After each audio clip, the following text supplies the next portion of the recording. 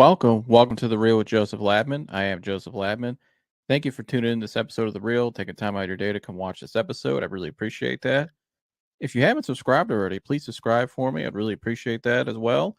That's the best way you can support this channel and help me grow my content and grow this channel to where I'd like it to be. Everybody hit the like button for me on the way in on this video today. That also helps promote this video more in the algorithms, helps grow this channel more as well. Please share this content. I would really appreciate that. My guests would as well. If you would please share this episode with someone you know that maybe is interested in the topic we're talking about today. Please leave a comment below as well. We'd love to hear your guys' feedback. You can interact with myself and the guest on the panel and the live chat as well. Whatever we're talking about, just leave a comment there in the live chat. Pop in and say hello. We'll put it on the screen for you. And yeah, without further ado, let's get to the show.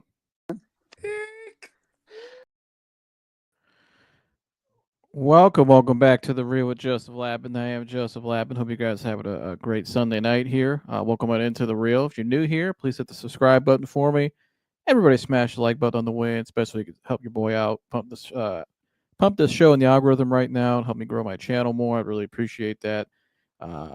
Yeah, it's simple. It's free. All you got to do is just tap a button, and that's it.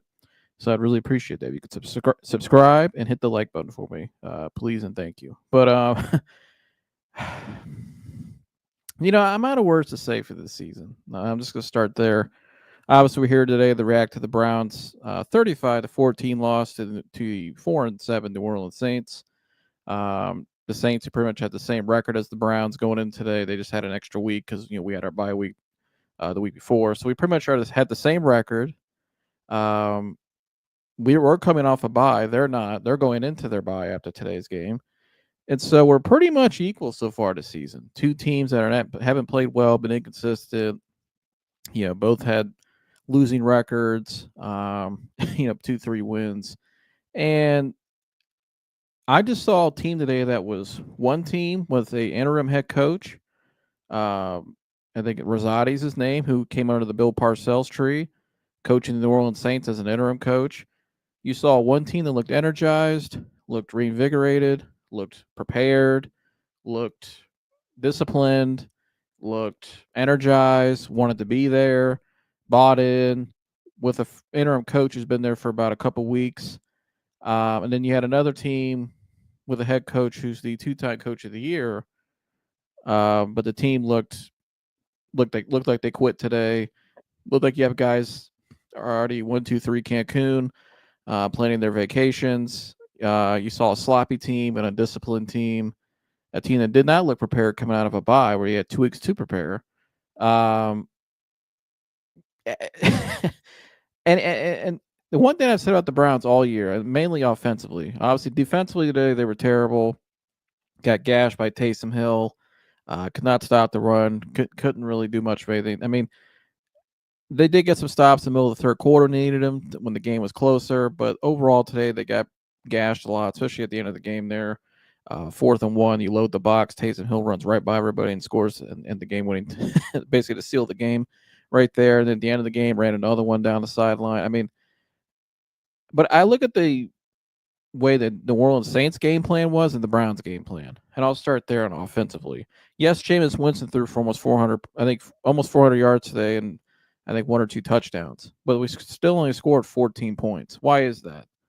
Well, the Browns lack balance, and I've said that all year. They're not a balanced team. They look like an analytically driven, which they are, the most analytical team in the league. Look it up on ESPN. I've shown the show many times. The San Diego Browns. They just look like an analytically no identity, confused offense. That's what they look like. And today, passing first downs. Listen to this. The Browns threw the ball 17 times today on first down. The Saints, 11. Rushing first downs. The Browns ran the ball on first down today 3 times. The Saints, 8. All right. Total plays for the Browns, 70. Saints, 58. Total yards, 443 for the Browns. Saints, 473. Passing attempts. Browns, 47 passing attempts. Saints, 29. And by the way, the Browns only averaged 7.5 yards an attempt. That's not great. That's not good. You want to be at least 9 or 10 or above to be a great passing team. So you didn't even throw the ball that great. 8.6 for the Saints. Here we go. So the Saints threw the ball 29 times. We threw it 47 times. The Saints ran the ball 28 times. So 29 passes, 28 rushes. That's called a balanced attack. 256 in the air, 214 on the ground. The Browns, 20 rushing attempts for 66 yards, 3.3 yards per rushing attempt. Browns had one trip to the red zone today, 0 for 1. I mean, you just see with an interim head coach, the philosophy and just the balanced attack. They looked like an energized team. Just it looked like one team today looked like a real NFL franchise and a well ran. Now I say well ran. Obviously, they're not well ran New Orleans, but a team right now that's bought in with a coach that's has the right game plan in place and has a team up and ready to go. And then you have another team who has no identity, looks lost, looks like the guys are tapped out, confused, terrible offensive game planning, and just an absolute tire fire. That's why the Browns are 2-8. And the Saints, even at 4-7, they got some momentum right now going to the bye. You would feel a lot better about their organization right now than you would the Browns. The Browns, I don't really know what more I could say about the Browns. The game today was lost because of miscues, bad penalties. Unfortunately, DeJuan Jones now out for the season. So your left tackle's out now for the year. It's the same Browns all year long. We could sit and talk about this game, but it's the same stuff. Miscues, lack of discipline, lack of details. The Browns can't finish. They can't finish drives. They can't finish games because they don't have it. There's not it anywhere in the building. They don't have it. That quarterback, coach, front office, ownership, they don't have it. It's all, and it's not good. And it's why I put in the thumbnail like, Jimmy Haslam, what are you waiting for? I mean, is your goal to tank the rest of the year to get a higher pick? Because if that's the case, then yeah, you probably should keep everybody in house because you probably have a great chance to get a number one pick. Keeping all this as is, because they're not. Look at the rest of their schedule too. I mean, there's no easy win down the road. There ain't no gimme game. I don't know if there's a game you could say they're going to win down the road that they'll be favored in. That's how bad they are. But Jimmy Haslam, what are you waiting for? Is it really just to try to get a draft pick? Are you trying to play PR? Are you trying to say, I don't want to fire these guys. I'd rather give them the rest of the season. So then it looks easier if we do move on at the end of the year. Did these guys have a certain number of games they have to hit, to win by the end of the year to keep their jobs? I mean, because what I see right now, particularly in the veterans today, if you watch the veteran players today, especially defensively, I saw a lot of guys look checked out. I mean, at the end of the game, you got guys on the sideline laughing, smiling, coaches included. Like it's just a good old. I mean, we got our ass kicked again, 35-14. Isn't it great? You got guys on the sideline just laughing and it's a great day to be alive. I mean, it is, but it's just a game. But still, I mean, my gosh, have some pride in what you're doing. It just shows bad culture, poor organization, which we already know they are. I mean, but what is Jimmy Haslam really waiting for? I mean, this regime is a failure. It's my grade right here, F-. The Geek Squad, they get an F-. That's their grade, F-. An absolute failure. Now, the Deshaun Watson trade, we can all say that was probably Jimmy Haslam that pushed it, we think. But according to Agent Barry Kevin Stefanski, they're all, quote, in alignment, and they all make decisions together. So that means they all had a say in that trade. They're all a part of it. And it was an absolute failure, one of the worst trades ever in sports history. And you still are stuck in that contract for 2 more years. You can't just get out of it. There's no magical way out of that contract like people want to say there is. There isn't.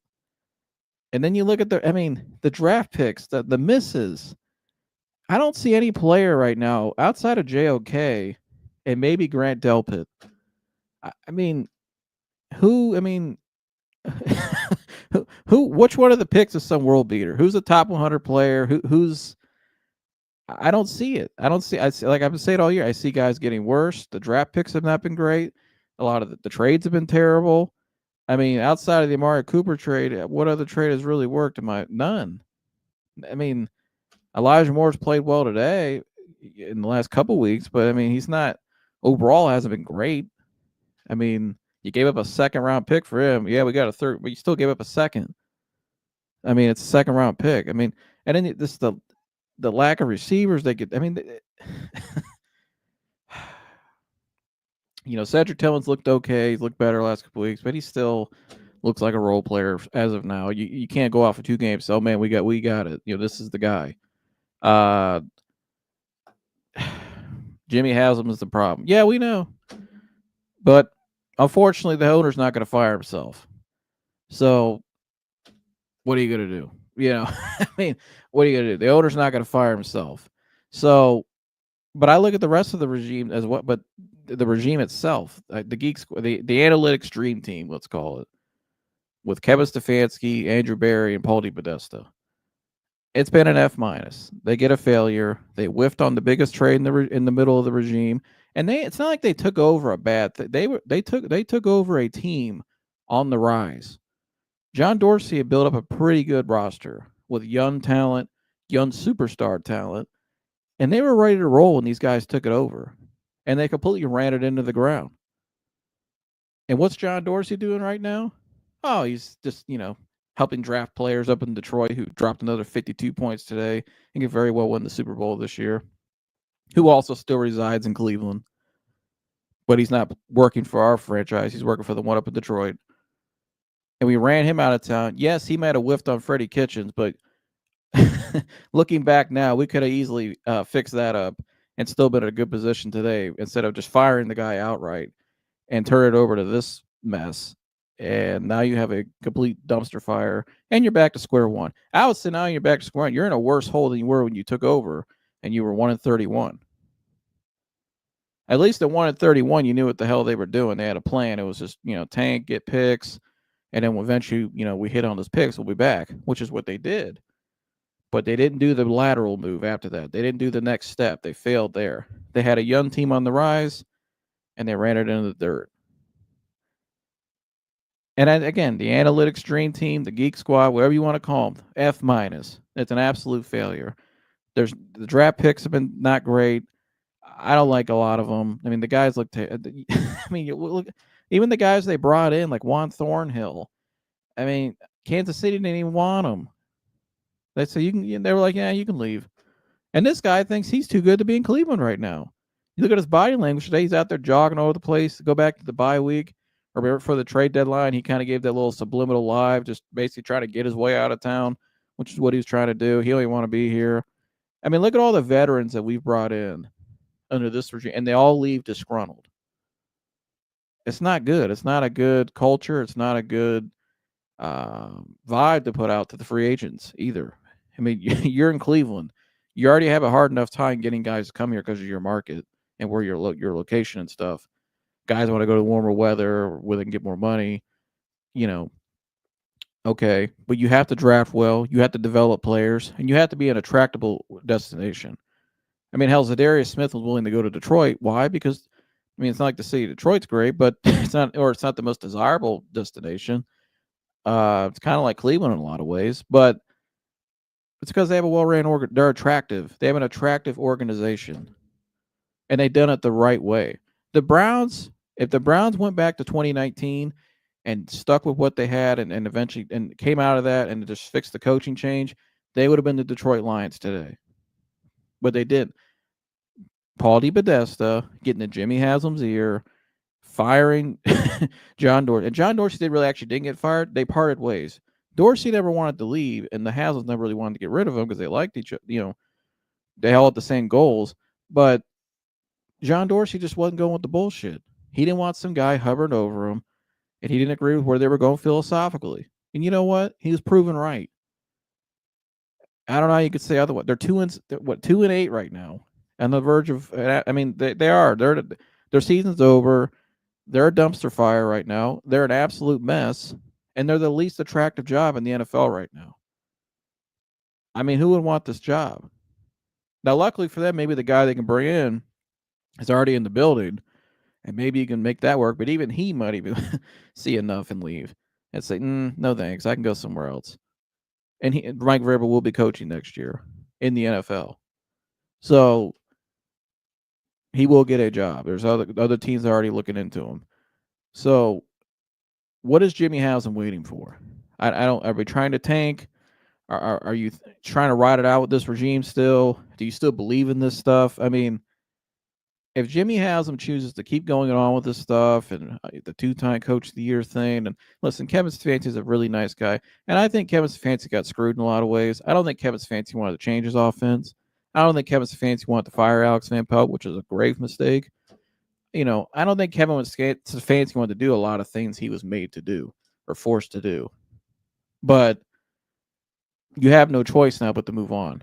And when you have a team that looks like they've already quit on the organization, not just I don't like to say Kevin just the coach. I want to say the organization.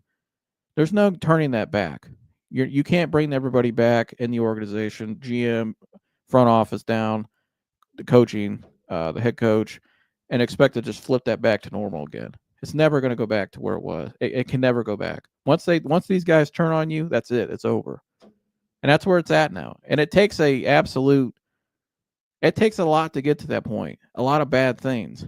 And when they went through all those bad things so far this season, a bad trade 2 years ago that has not panned out, injuries, obviously bad luck there, but and then just, poor roster. I mean, the roster not poorly built, bad coach, bad off season. I mean, they were the mess before they went in the training camp. There was dysfunction there. You could see it. I called out on the show, and you see it now. And it's played out to this year, all the way to this point now, the season. And here we are. So what is Jimmy Haslam? I don't expect Jimmy Haslam to fire anybody tonight or tomorrow morning because they have a game on Thursday night.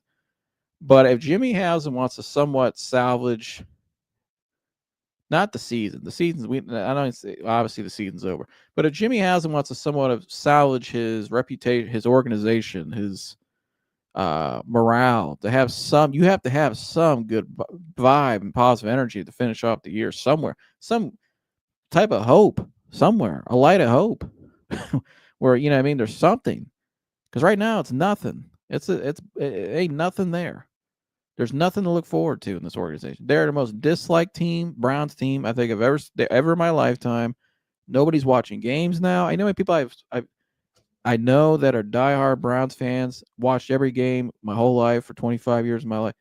They're not watching games anymore to see. They're not buying gear anymore. They refuse. They even tell their wives, "Don't buy me stuff. If you're out, don't buy it." I mean, it's that bad. It's that bad. He has to do something after they. I say they probably lose again. I think they'll play well Thursday night because it's at home. But do I think they'll win? Probably not, because they can't finish games, and the Steelers are rolling right now. So he has to make a move coming out of that Thursday night game.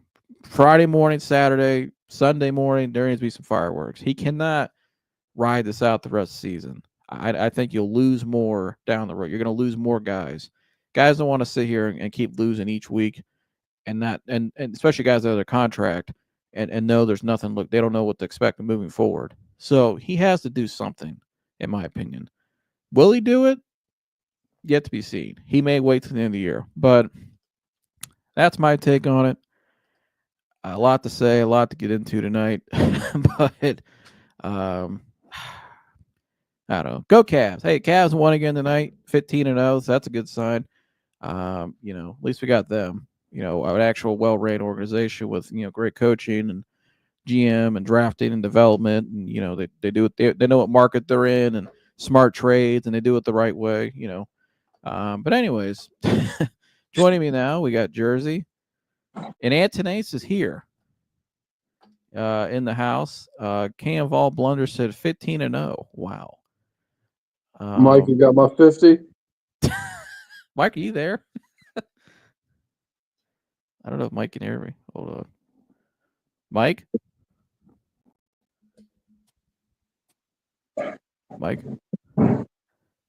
Antonace. I don't know. Well, let's still see. Once you get your mic fixed, there's something wrong with your mic, bud.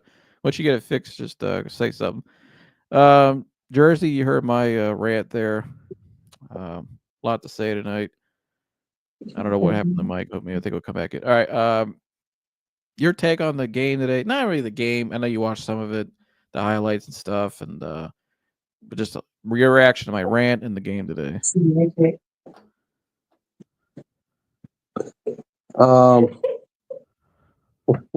Your mom. Sorry.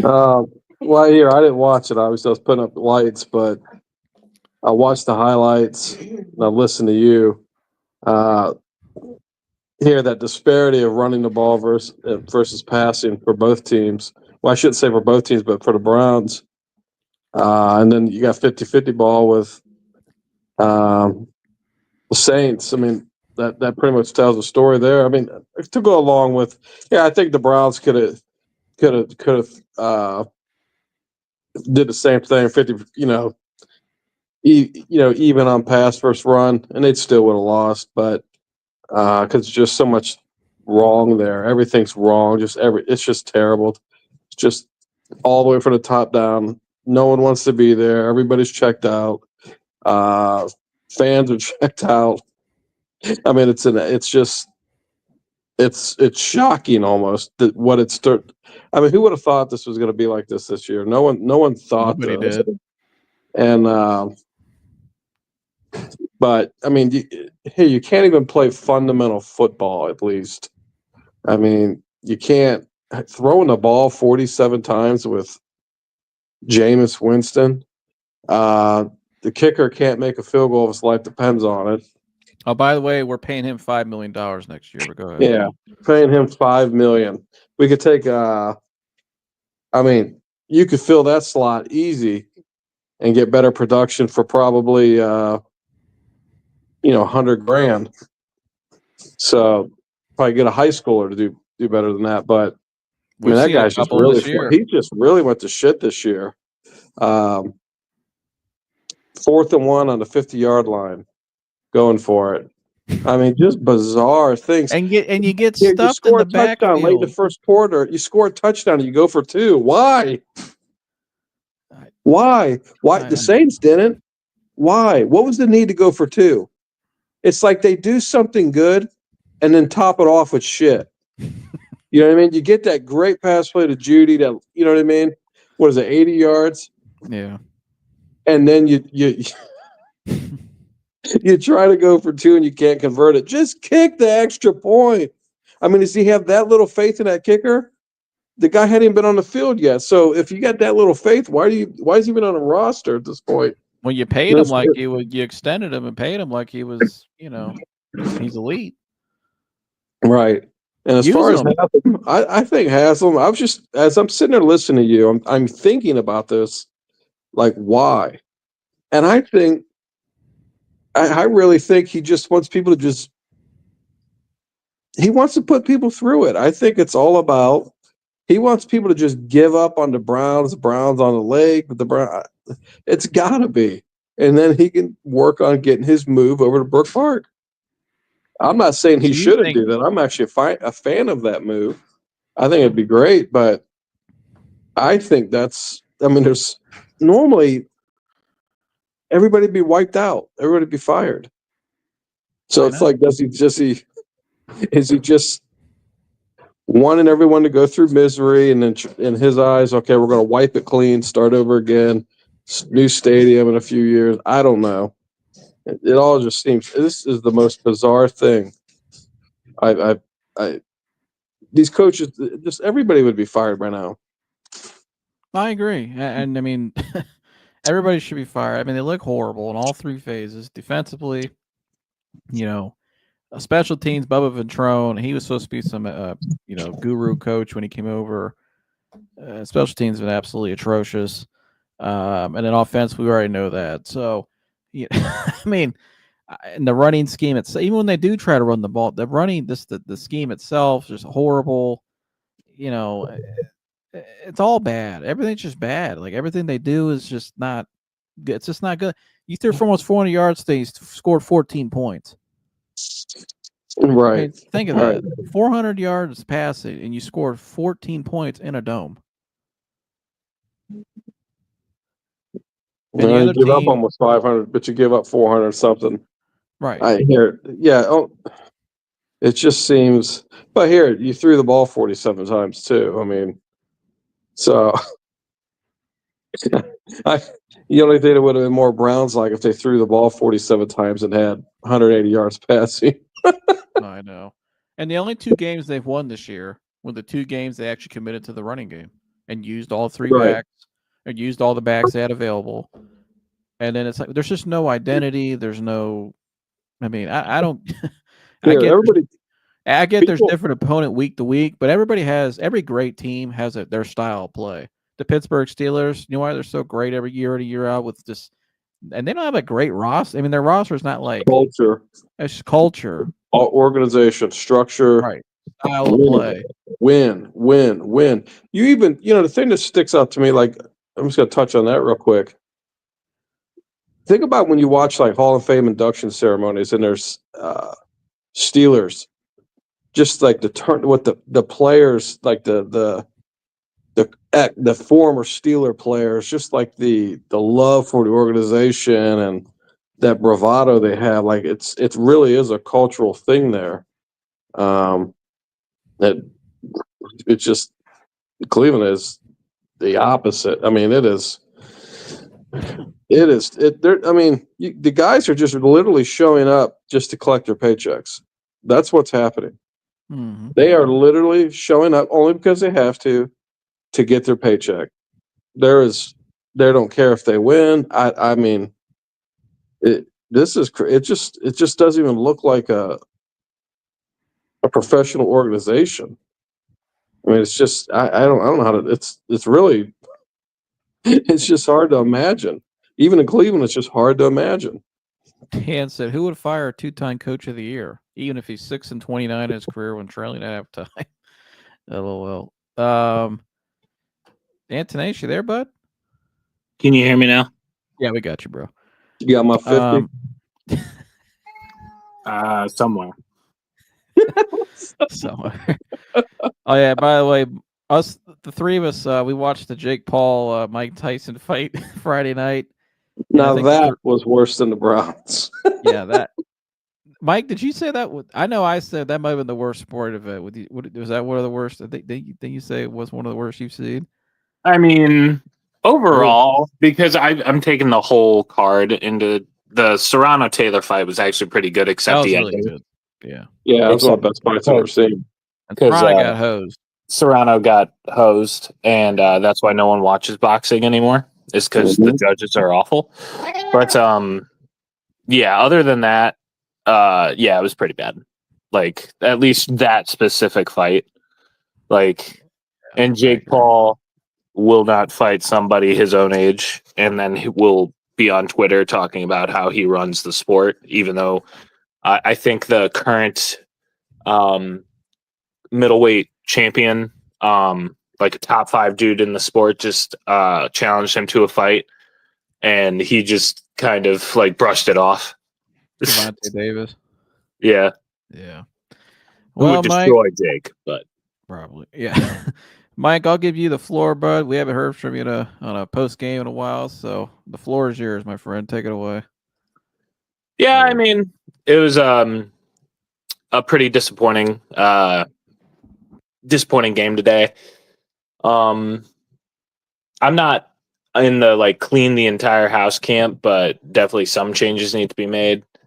I think very similarly to the Texans before they got Stroud, and hell, even the Commanders before they got Jaden Daniels. I really think there's just a few retools on the roster that need to be made. Again, I'm not for necessarily like cleaning the entire house, but like here, I've said on the show before, Kevin Stefanski's lost the locker room, even as much as I like him as a coach. And even though I think he'll be hired immediately as soon as he leaves the building, like if he lost the locker room, there's really nothing you can do there.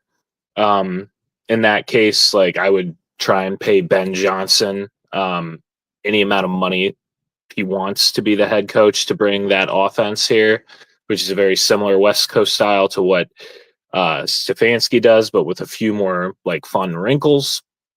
And I'd still, in that scenario, probably keep Andrew Berry. I do think without a first round pick the past 3 years that he has drafted considerably well. But, this year hasn't been good as far as quarterback play. Like everybody can ask what if, but I think it has been a little mismanaged. I don't think Deshaun probably should have started from week 1. I get that there was the whole contract thing and like, the optics of it is shitty, but at the end of the day, you got to do what's best for your football team. And if Jameis started from week 1, I don't want to say we have a winning record, but are we, 5-5? Are we, 4-6? I think there's an argument to be made for that because if Jameis starts from week 1, I don't think we lose New York. I don't think we lose to Cincinnati. But yeah, it's a curious situation. It really depends what the vibe is like in the locker room. Kevin Stefanski's lost the locker room. Unfortunately, he has to go. I do like Andrew Berry a lot. I like how he's drafted without a first round pick. I would keep him in house. There's only really a couple of coaching candidates I sort of like. And one of them, believe it or not, we lost to today. I like Clint Kubiak a lot. I'd go Clint Kubiak or Ben Johnson, one of those like progressive offensive minds, over the football guy, quote unquote, in Vrabel. But like Vrabel's still an okay choice if anything happens, at least for an interim head coach. If we do move off of Kevin mid-season, and then see where it goes. But yeah, I mean, I really do think they need to retool some things on the offense. I think Nick can probably still be here as a long-term RB2 as he continues to get back. Joel has looked old. Ethan looks like he's regressed a lot. Wyatt's been regressing since even before this new offense got installed. Even under Callahan, he was regressing year after year. So I think you probably need to retool the middle of your line a little bit, get younger there. And then a couple things on the defense needs to be fixed. You need a true free safety. You need maybe one more like young linebacker to pair with JOK when he comes back.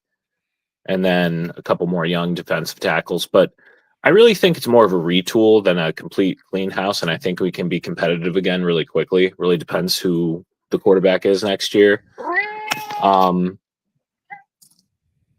We've talked about quarterbacks so much. Like there's only a couple I like in this draft. Yeah, I mean, here as far as the coaching goes, I like Vrabel or Ben Johnson. Those would be my top two.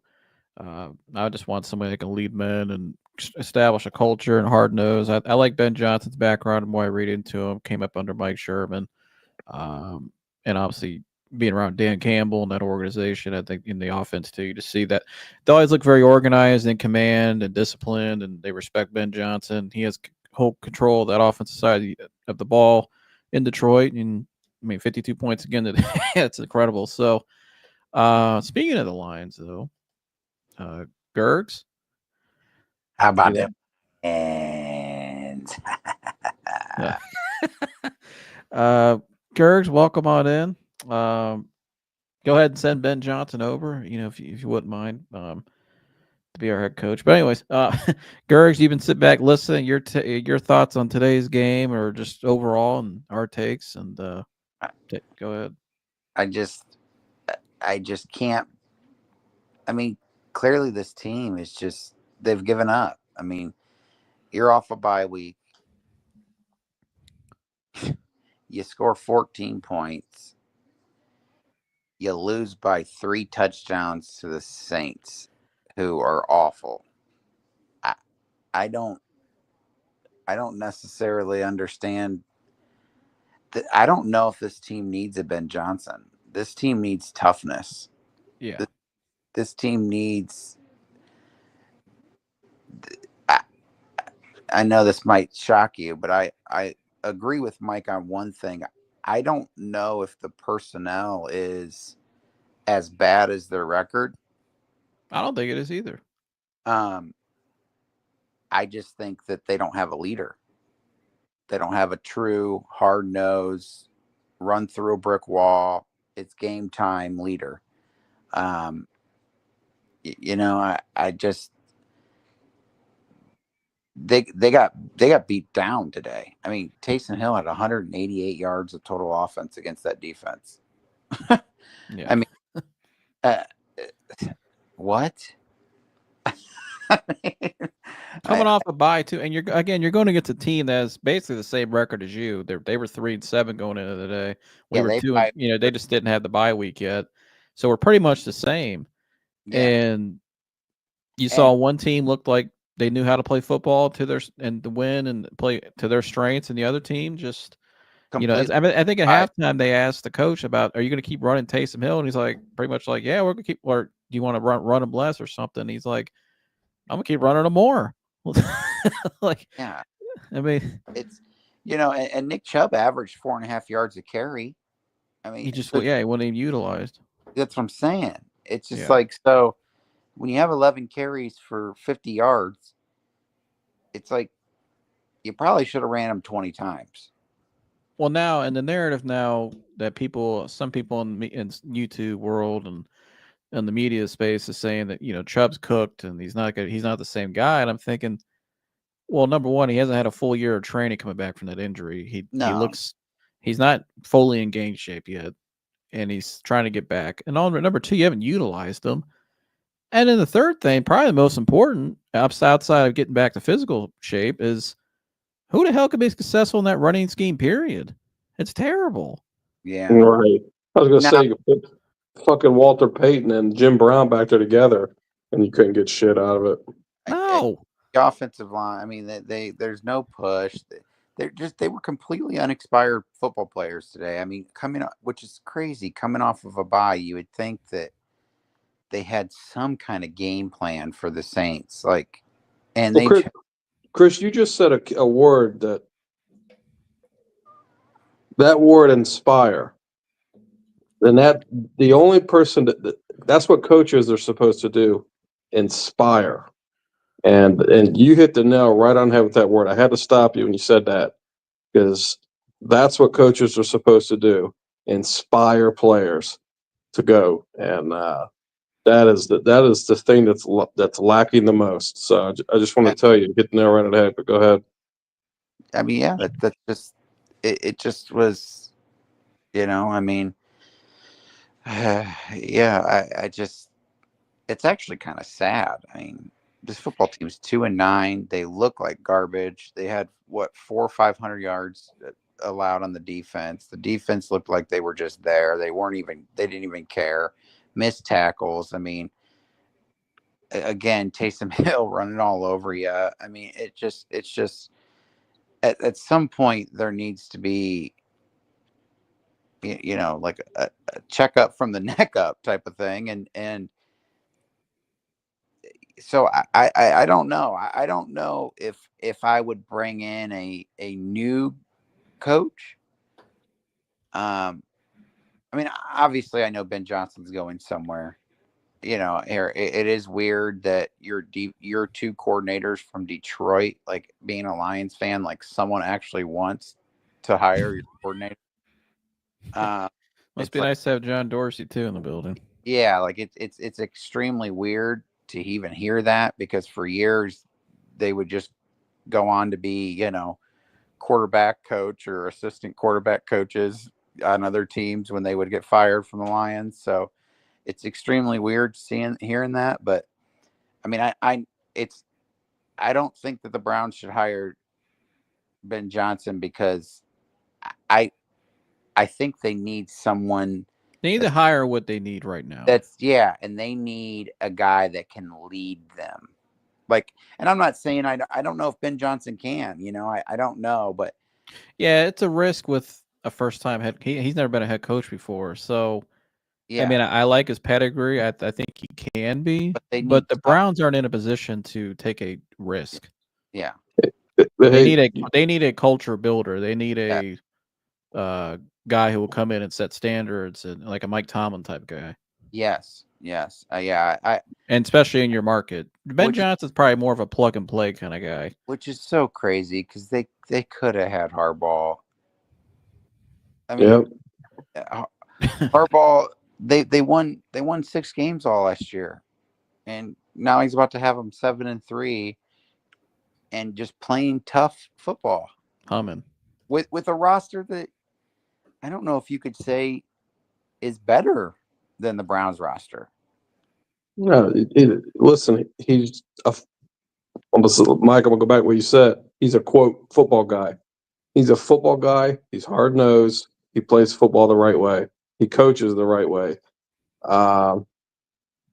That's what we need. Here, all these things, you're talking about this, Ben Johnson. These are all the things they said about Stefanski. This guy's a progressive offensive mind. This guy's a hell of an offensive mind. Let's bring him in. Let's make him a head coach. That doesn't, just because somebody's a good coordinator, and he really was with Minnesota for a long time.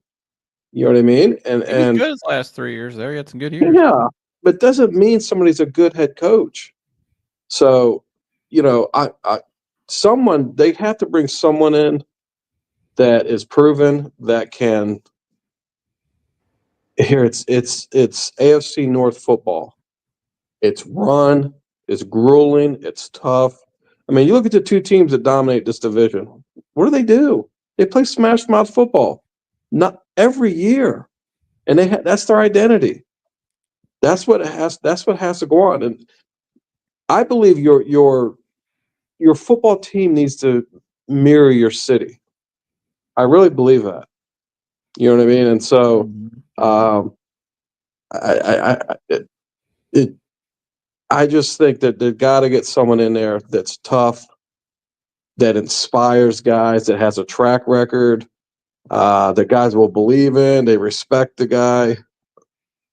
It's so bad right now, and I'm with Mike. I don't, and all you guys. I don't hear. There's a lot of talent on that team. It's just, that's why I keep saying it's just. Who would have thought we'd be 2-8 right now with this roster? That all goes back. I don't blame the roster. I don't blame the players. I've said it every week. I don't blame the players, because you put a different coach on that sideline. What do you think you got with that team? You put Dan Campbell out there. What do you think you got with that team? You know what I mean? You put Harbaugh out there. What do you think you have with that team? You know what I mean? Correct. I don't blame the players. I don't blame any of the players. You know what I mean? These guys are professional football players. They've earned the right to be there. They just need to be coached and inspired and given a path to win the game. And they don't have that right now. So that's where they need to start cleaning out. And unfortunately, those three fools, D. Podesta, Barry, and I don't even want to call Stan Stefanski a fool. I just think I almost think he's just put in a bad spot. But either way, they're a three-headed. They all think alike. They're all together. They're all, if one goes, they all go. They're all tied together. Those were D. Podesta's guys. If you remember, D. Podesta wanted them before the previous coaches. He wanted those guys in there because they thought like him. So here with Mike's boy Trevor Lawrence and the Jacksonville Jaguars, that's what Stefanski is going to be. He'll be the next head coach of the Jacksonville Jaguars. Well, here, I don't know what he's going to do. I don't dislike Stefanski. I don't know if he's a head coach, and that's okay. Maybe he's just a good, maybe he's a good coordinator, he's a good play caller, and he can just focus on that. But here, when you've lost your locker room, you've done the unthinkable. You've done the worst thing. When you lose your locker room, you've done the worst thing a coach can do. So. And there ain't no going back from that either. There's no going back. Myles Garrett ain't going back. Njoku ain't going back. All these guys, Chubb. There's no turning back from that. Mike did say one thing though: if Jameis started week 1, could this be a different record? Jameis Winston started today, and they got beat by 3 touchdowns to a bad team.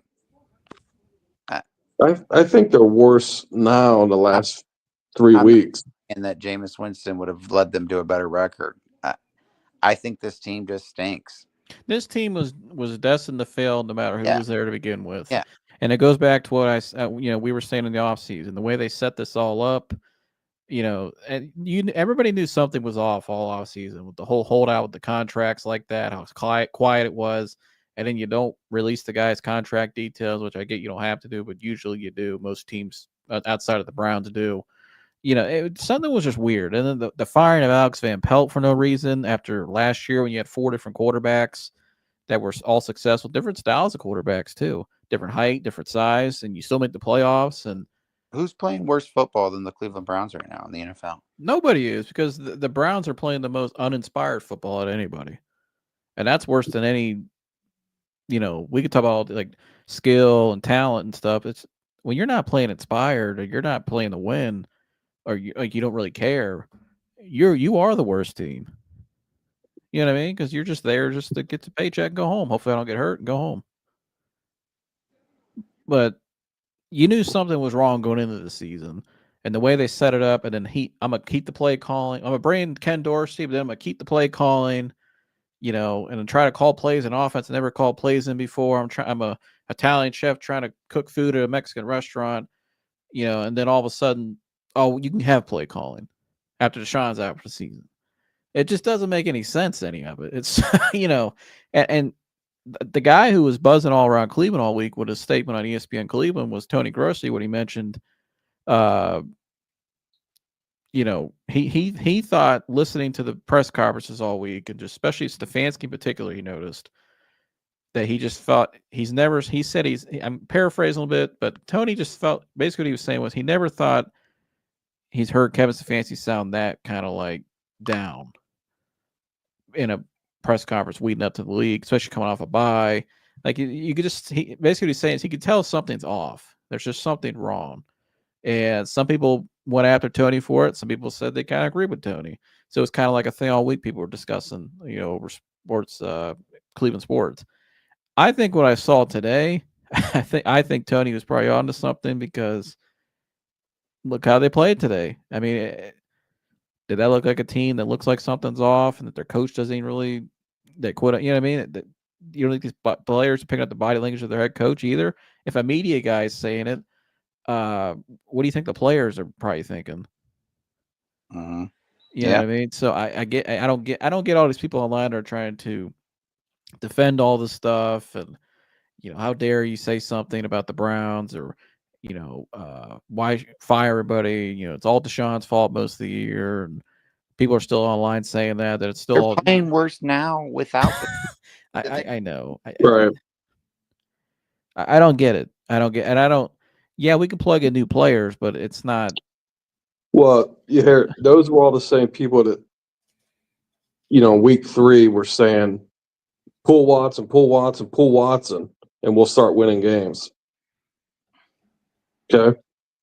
Now, so what's the excuse now? Because they actually look worse now. Donovan Mitchell has scored more 25-point games this season than the Cleveland Browns. Think of that. Well, yeah. Who would win, the Browns or Hoban? Who's tackled Brayton Feaster? He runs 500 yards against that lousy ass effort. Browns are horrible. I can't wait to see the fireworks. Total meltdown by the Browns organization.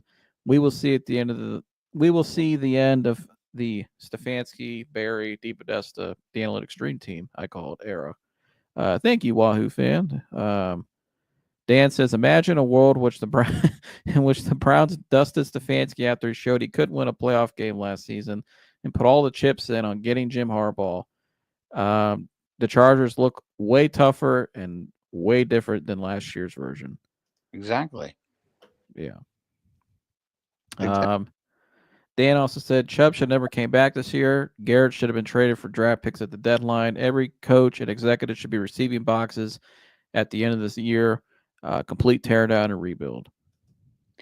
Here, if they don't fire, that is the dumbest shit I've ever heard you say, Dan. Say it again, Mike. You don't. I said that is the dumbest shit I've ever heard you say, Dan, and that's saying a lot, because you say a lot of dumb shit. What do you trade Garrett for picks? There's nobody you can get in the draft that would even be a semblance of Myles Garrett. And if Nick Chubb wasn't healthy, they wouldn't have brought him back. That makes no sense. What 27-year-old running back do you know that's going to wait a year because he doesn't agree with the coaching staff? My God. Trade Myles Garrett for picks. Jesus H. The Commanders hadn't won fucking 8 games in like 3 years, and they didn't trade Deron Payne, a generational player. You don't trade generational players. Jesus. You think Deron Payne's in the same level as Myles Garrett? No, I'm just saying he's a generational talent. That's what I mean. There's not a. I'm just trying to find a different example, but like Myles Garrett's in a class of his own. You don't trade players like that. You don't trade. Zadarius Smith got a sack today. Who? Did he? Zadarius Smith. Yeah. Okay, but he's not Myles Garrett, Chris. No. I know. I was just talking about defensive ends that play with the Browns that are actually doing good. Oh, Dan said Myles Garrett is having an average year and disappears in games a lot. 3 first-rounders could help you rebuild a dead franchise. Yeah, they also couldn't. The hit rate on first round picks historically for all teams is like maybe 30%. And he's having an average year and he still has 8 sacks. Yeah, average 8 sacks. You don't trade that. Well, and he's been playing hurt all year. Even if you did consider trading Myles, I don't think you trade him till after the year because I think you get more for him in the offseason, even if you did, because I think that's when teams are that's a different Love you, Danny boy. That's a different No hate. To me, that's a different kind of move. I mean, that's like moving. That's a franchise block. You're trading. I think if you trade Myles Garrett, you are basically saying I am tearing my defense completely to down. shreds. I'm getting rid of my leader. Yeah, his numbers are down, but everybody's are from this. I mean, he's no different than anybody else. When you're not being coached and you don't have anything to believe in right now, you're not going to go out there and go to 150%. So no, I agree with Mike on that. You don't trade Myles Garrett unless he wants to be traded. If he says, "Hey, I want to be traded," he's earned it. Traded. Otherwise, you don't trade him. We helped the Texans rebuild theirs. What's that? He said, we helped the Texans rebuild theirs with 3 picks. Myles is never re-signing here anyways. He will most certainly re-sign here. How much you want to bet? The guy who's ingratiated himself with the city and is now part owner of the Cavs. Well, and just commissioned like 3 murals downtown. Well, here's the thing with Myles. It's interesting. I get why people say he may want to if he wants to go somewhere and win. But if you really look deep into the Browns organization, who the director of football operations is for the Browns, if you know that name, which I do, I want people to go look though, and who he's connected to. Myles can get any amount of money he wants in Cleveland because of who runs the who has connection, who's involved with the franchise, part of with his agency. So Myles can get any money he wants in Cleveland. So it's kind of up to Myles. And also here, this is why I said Jimmy Haslam needs to make moves now, because you want to keep those guys happy still, and you want to show them a direction. You owe them that too, by the way. Myles Garrett's been a pretty good sport for your franchise, and he's a hell of a building block and a great player, hell of a player. So they owe it to him as well, to guys like Nick Chubb and guys that have stuck around. Do something. Like, why are you dying a slow death? Speaking in that term, with the terms of the franchise, I don't get it. What do you think, Jersey? Well, here, especially if you take any player and just trade them, I think that makes you look bad as an owner. So there has to be some sense of loyalty. It would have been, you just don't do that.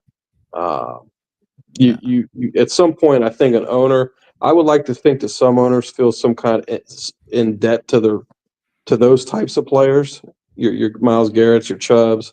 I'm sure Robert Kraft was in debt to Tom Brady. You know what I mean? Like I think certain players, their body of work and what they've done for a particular city through good, terrible, and they're constantly productive. They're constant leaders. They're great for the community. The fans love them.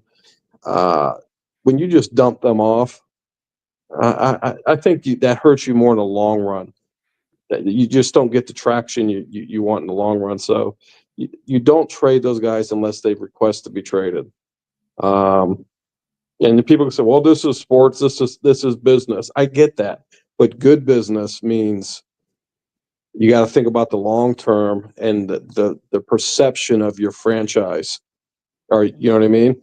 Mhm. So because you gotta look at being able to draft or bring free agents in down the road. So there's all of this. I mean, it's even they just look so bad on the field, optic wise, off the field. And I just really wish that Jimmy Haslam would just put somebody with some common sense, football common sense, in that front office, give them full control of the entire organization, everything. Change the culture. I'm a step back. I'm the owner. I'm going to worry about getting the stadium built. You do it. You fix it. You build a culture here. You bring in who you need to bring in. I want a tough, inspired football team. I want a team like the Steelers. I want a team like the Ravens. That's the kind of I want. That's what you know what I mean. I just Yeah, wish that would happen. And the guys that are in there right now, here, Mike. I know you like Andrew Berry. And I'm sure Andrew Berry's a smart guy, but he's just not that guy. He's just not that guy. There has to be somebody that needs to come in and just restore order, and that takes a very strong somebody with a huge presence to come in and do that. So, well, and in trading Myles Garrett to get more picks, okay, you can get the picks, but what are you going to do with them? you still got bullshit. You got, as I'm saying, you still got to hit on the picks and develop. You got trading Myles Garrett doesn't solve any issue. Here's where everybody's wrong. If you're talking about the personnel, you're an idiot. If you're talking about the personnel, that's not the issue here. We can get all the players we want in here. We've done that. We spent all the money. We brought in some great talent, had some great players, and look where we're at. They're not managed properly. Nope. The whole organization's a mess because of the front office. I don't blame the players. And ownership who started it. That's what I'm saying. So we can bring in all these great players that you want to bring in and make these trades and dump players off. The players aren't the issue. So it's just foolish. I mean, we had a multitude of picks. What, 4 years ago? Look at all the picks and all the cap we had, and look where we're at. Well, here's why they didn't. If you're a GM on the hot seat, you're never going to trade the player that could win you games during that season for picks that you may never be the ones picking. So that's why they were never going to do it at the deadline, because if you're Andrew Berry or Kevin Stefanski, you're going to need a talent like Myles Garrett to hopefully save your jobs this year. And to make a move like that, you have to get a green light from the guy writing the checks too. Yeah, and then not to mention, like, you're not going to be the ones making that pick anyways. If you trade Myles Garrett, Andrew Berry, you're not making that pick. And he still probably isn't, but he definitely. So why do you want 3 draft picks for a team that you won't be a part of? You know, so that's why I think if they were to trade Myles Garrett, it would be under a new GM who will be making those picks to do so. And you got to love who's coming in the draft, and at that point, you know, it is what it is. But I don't think they should have done it at the deadline, because at the end of the day, like I said, if you're Andrew Berry and Kevin Stefanski, you need Garrett to hopefully save your job for the rest of the year. And, you know, you won't be making those picks anyways. So that's my thought on that Myles Garrett thing. I don't think that it's a far stretch, though. You know, I kind of agree with Dan in some aspects of the Myles Garrett thing, but you can't trade him at the deadline. If anything, off season with a new GM does it. But, you know, again, he is a generational talent. He's good, very good player. But again, what's the likelihood that you're going to capture that guy again? Yeah, no, I get it. You know what I mean? It's in its prime right now. If he's in his prime and if he wants to be here, you don't trade him, because the likelihood of replacing that guy with even somebody even just kind of close is almost impossible. So Well, not only that, it's I rare to can't, get. You're and in I the can't think of anybody in college football right now. I can't think of any players in college football, None. any defensive ends that I could say, well, yeah, they could be the next Myles Garrett. I mean, the guy's just an absolute monster. Well, like Mike was saying, I mean, he's part of the Cavs. I mean, the dude's bought into the city a lot and invested in the city. It's rare to find an athlete in Cleveland with that type of star power, talent, and also into the city. You know what I mean? So, well, I mean, he could do that and still play somewhere else. I mean, LeBron does that. I mean, yeah, but he's not like he's more committed to the city of Cleveland than most of the superstars we've had up to this point. Yeah, I'd agree with that. But it doesn't mean that he can't do. I agree with that. Yeah, let's just say Cleveland, I want to win. I mean, right? It's not like LeBron did the same thing. Like, hey guys, I gave you my all. I'm gonna go win a championship. Like, I love you. Yeah, and what did the Cavs not do? But and what did the Cavs not do that first stint? They kept trying to do the same thing over and over again, trying to bring media, not high. They didn't do the right moves, right? The surround, and then he eventually left, and that's why I'm saying Jimmy Haslam still has a chance to salvage things, but he has to make the moves now. Yeah, and that starts with the foundation. If he doesn't fire Stefanski after this week and get Vrabel in there, he's going to risk losing Vrabel, because another team will get Vrabel if he doesn't. And he better get him now, because it's not like Vrabel's going to be waiting to get that job in the offseason, because in my opinion, he's going to find one quick at the end of the year. He's already got one in college possibly waiting for him. Yeah. So I would be anxious to get him in there for his audition, and and then see what happens, because they're going to get smoked against Pittsburgh. I think they'll play good at home because they always play well on Thursday nights, but I don't think they'll win because they just can't finish games. They're going to get smoked. It wouldn't surprise me. I got to catch up on the comments here 1 second, guys. Dan said, if Myles Garrett ever wants to play in a Super Bowl, he will leave Cleveland. Mike talks about hit rates on draft picks and still liking Andrew Berry is just wild. I agree. Wahoo fan says, I agree. I don't believe he will lead the Browns. However, the Dunes is running the organization. Wouldn't surprise me if they trade Myles for a bucket of draft picks. He also said, no way Barry will survive this meltdown. The Watson trade is a total brain fart. Next 2 years, cap hit is a massive $72.9 million for 25, 26, and $26.9 million void dead cap hit for 2027. King of all blunders. Thanks for tuning in. Except not having a QB is the biggest hole. No good QB equals no wins. Barry wanted DW4. He has to go. And Mike, Dan responded to you. I'll let you respond after this. Imagine having a world in which the Browns dust. Wait, was this the one? He left another comment somewhere else. Where was it? Oh, right here. Sorry, Mike. A soft-spoken pass rusher is not the leader of a defense. JOK is. Mike, I think your category of dumbest shit you've ever heard. You may want to remind yourself you thought this team was 13-4 at the beginning of the year, and that 2 weeks ago they finished 7-2. Yeah, that's why this is a disappointing season, Dan. It's because the team had Super Bowl aspirations. Everybody thought they would be good. Dinkus. And also, soft-spoken pass rusher. Doesn't matter if he doesn't talk loud. He's a generational player, a Hall of Fame player. You don't trade Trent Williams. You don't trade. Oh shit! Who else is even a Hall of Famer right now? You don't trade Myles Garrett. You don't trade Trent Williams. You can't. Like Pat Mahomes.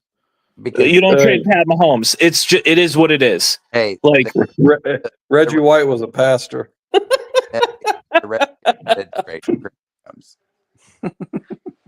What'd you say, Chris? I said, who cares if he does? Is he soft spoken? Yeah, you're boy. listen. You're known for what you do, not for what you say. So that when you want people to lead, they're looking at what you do, not by what you say. Yeah, there's different forms of leadership other than being a rah bullshitter in the locker room. Well, we don't really, I mean, do we really know Miles isn't like cool in the locker room though, talking to guys? I mean, we all the don't. time? He's a private guy. I Well, would say he probably is. I mean, he's seems to be get along with everybody, and he probably does share his voice in the locker room stuff. I would think. well, that performance today didn't look like anyone had leadership out there. I mean, No, which is why I think the whole team's as an agreement. There's something going on. Yeah, when a team gets like this, there's a consensus going around the locker room. Most guys, especially the veterans, they all kind of know what's going on, and they're all kind of in agreement of what's happening. And that's kind of what I saw today. A team that's don't really care about the rest of the season. You know what I mean? Just trying not to get hurt. Let's get paid, and we'll see what happens. But what are you gonna say, Chris? You got to finish up. No, I was just saying, like I don't know. I don't.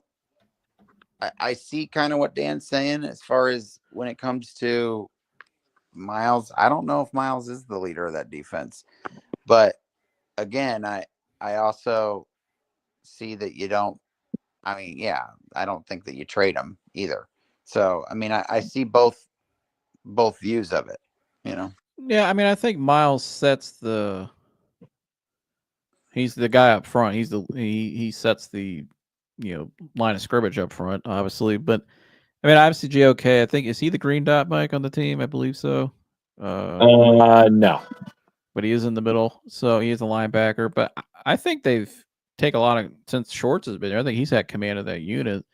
They're just not playing well this year, though. But I love Koromoa, but Miles Garrett's not looking to Koromoa. Koromoa is looking to Miles Garrett. I don't think Miles Garrett's looking for Koromoa on what to do or to be led or, you know what I mean? I guess I would say Miles just like leads by example. It sets the pace of he sets the what leaders do. Right. He sets the what's the word? The style of the game. I don't know how you want to say. Just that's the pace. I know what you mean. Pace. Yes, he sets the attitude for the game by his play. He has the presence. I love you all. The wife is calling. Well, hold on, Mike. Dan said I played football. Trent Williams was traded, and I didn't. I don't know what he's talking about. I didn't, but I don't know what he's talking about. He said he think that they were going to have Super Bowl aspirations. Oh, okay. Any last words, Mike, to Dan or to everybody else, Mike? Love you all. Mike, you got fired up. I liked it. I know. I like this, Mike. I don't. Great job, brother. All right. See you, dude. Talk to you all later. Bye. Wahoo fan says Browns have mailed it in. The meltdown started with how Barry treated Amari Cooper. No multi-year contract for a guy that was their top tier receiver. That was their top receiver. He did his job at a high level. That stunk. And then he said, by Barry killing the morale of the team, now the players have mailed it in and playing the string out, getting paid and don't get hurt. This happened before with the Odell Beckham situation. When is Jake Paul going to fight D? I don't know. He has them. Yeah, I just I don't know, guys. I'm kind of like Mike was fired up tonight. That was a different kind of Mike we saw tonight. He was I liked it. I know, I like that. Nice job by Dan too. I know Dan's good at Dan's needle. Yeah, him and Dan are always going at it. But yeah, I don't know. I mean, what do you guys think? Do you think they ride it out with this regime the rest of the season, or do you think there is a change made after? They're not going to make it probably, obviously, for the Thursday night game, but after the Thursday night game when they most likely lose, do you think they make a change? I think they ride it out, and I don't think they. Chris, what you were saying about putting Vrabel in there, I think Jimmy Haslam, if that's the plan, he doesn't want to put Vrabel in there in this total shit show that's going on right now. you're better off just getting through it, letting everything die down, Start with a clean slate. clean, get to the draft, get some excitement there. I think that's the route to go because you know how it is, man. You could take a guy that's you're well on your way with, but if you put him in the wrong predicament at the wrong time, that can all go down the toilet. So I think they just ride it out. I mean, here, why not? You're not winning anything now. I mean, you're freaking 2-7. You're going to be 2-8 Thursday, or you're 2-8. What are you 2-8? What the hell is our record? 2-8. They're gonna be 2-9 Monday, Friday morning. Yeah, let's ride it out. Ride it out, and I'm sure they're already planning on. There's probably already some kind of agreement in place. If Rabel does want that job, but yeah, I wouldn't plug him in there now. It's too much turmoil, too much bullshit going on. I think that they make him the head coach. I think they could win 2 or 3 games down the stretch. Well, I agree with you on that, but I don't know what you gain with that, though. I would fire Stefanski tonight. I'd fire Di Podesta, and then I'd fire Barry. After what I just saw at that Saints Browns game, I would fire him tonight.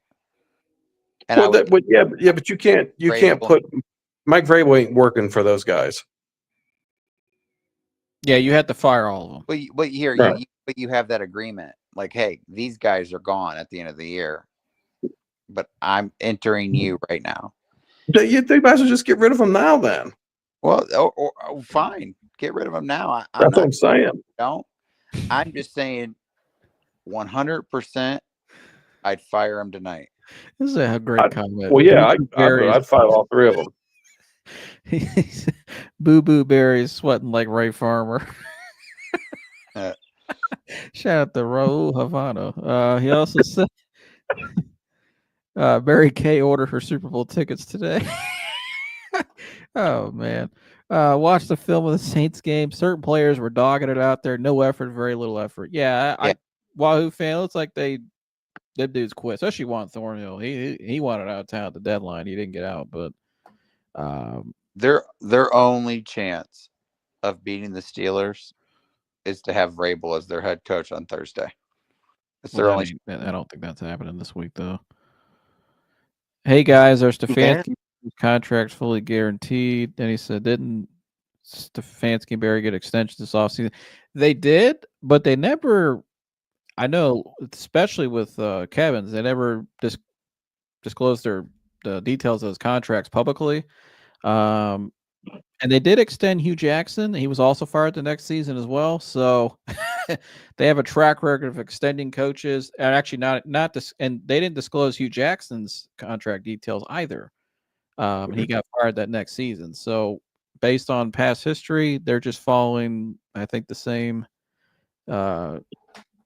steps they took when they fired Hughes. So I don't think it really matters. I mean, to me, I don't sign Danny Shelton, need more tackles 5 yards downfield.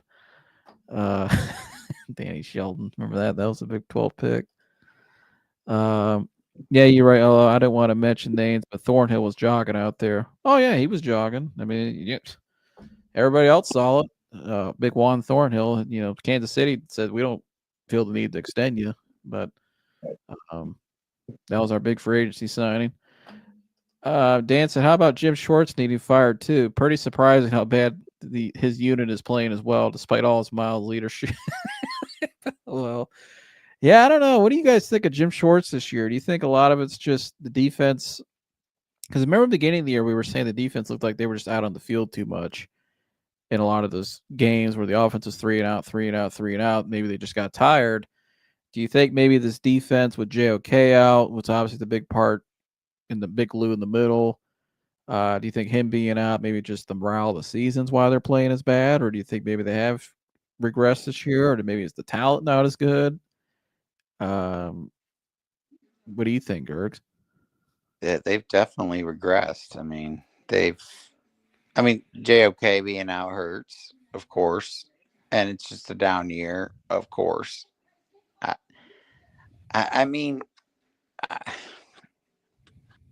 I don't know. I mean, I, it's hard to tell. I mean, dude, the way that defense played today was awful. I mean, I don't know how someone's not going to be fired today or tonight or tomorrow. I just don't see how,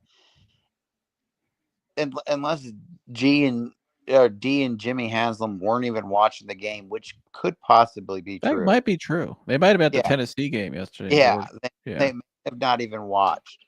Which, to be honest with you, good for them because I don't even know why I did. Just the show is the only reason, and they that was awful. No NFL team should play that bad. I mean, it was awful. So is it a Jim Schwartz thing? I don't know, but I mean, might as well. If you're cleaning house, you might as well clean him too. I mean, I don't know. I don't know. Jersey? Here, we could all sit here and act like we're fucking experts or football aficionados, but there's something, there's shit that going on in that organization we don't know. You know what I mean? Jim Schwartz doesn't all of a sudden just become a shit coach in less than a season. You know what I mean? There's something going on to where everybody's just checked the hell out, Mm-hmm. and that's always in the it's front office. It's somehow we you know, for us that the workout, you know, like Chris, we work in dealerships and every other type of, it don't matter, any kind of industry. If you have a bad front office, everything else, you have bad management, it all goes bad. Everything's bad under it. It's a trickle down effect. You can't escape the trickle down effect. So, we again sitting here and talking about players and we got to get rid of this player. We got to make this pick or trade this player for draft. It's all meaningless unless you fix the issue where the issue lies. I mean, it's meaningless. We've seen teams that are structurally sound and have great ownership, great front office, and they win games and they don't bring in.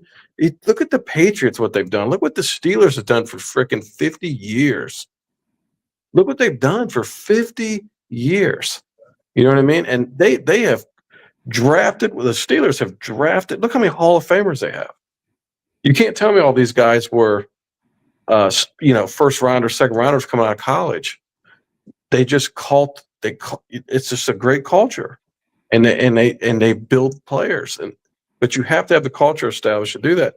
Patriots did it. I mean, look at all their success, and they were always picking last in the draft. You know what I mean? Last in each round, and they didn't bring in big time free agents all the time. Yeah, they brought Randy Moss in later on in his career, but I mean, they just did it with a lot of average players.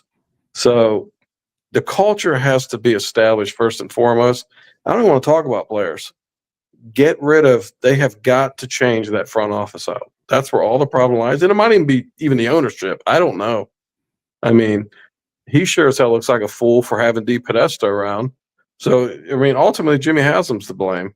But like you said, he's not firing himself. So, maybe he'll wise up, or another couple, maybe another owner or somebody that he looks to can tell him, hey, dude, just own the team. Sit back, get the right guy in to run it, and you might have some success. But all this bullshit about players, it's meaningless. It's totally meaningless.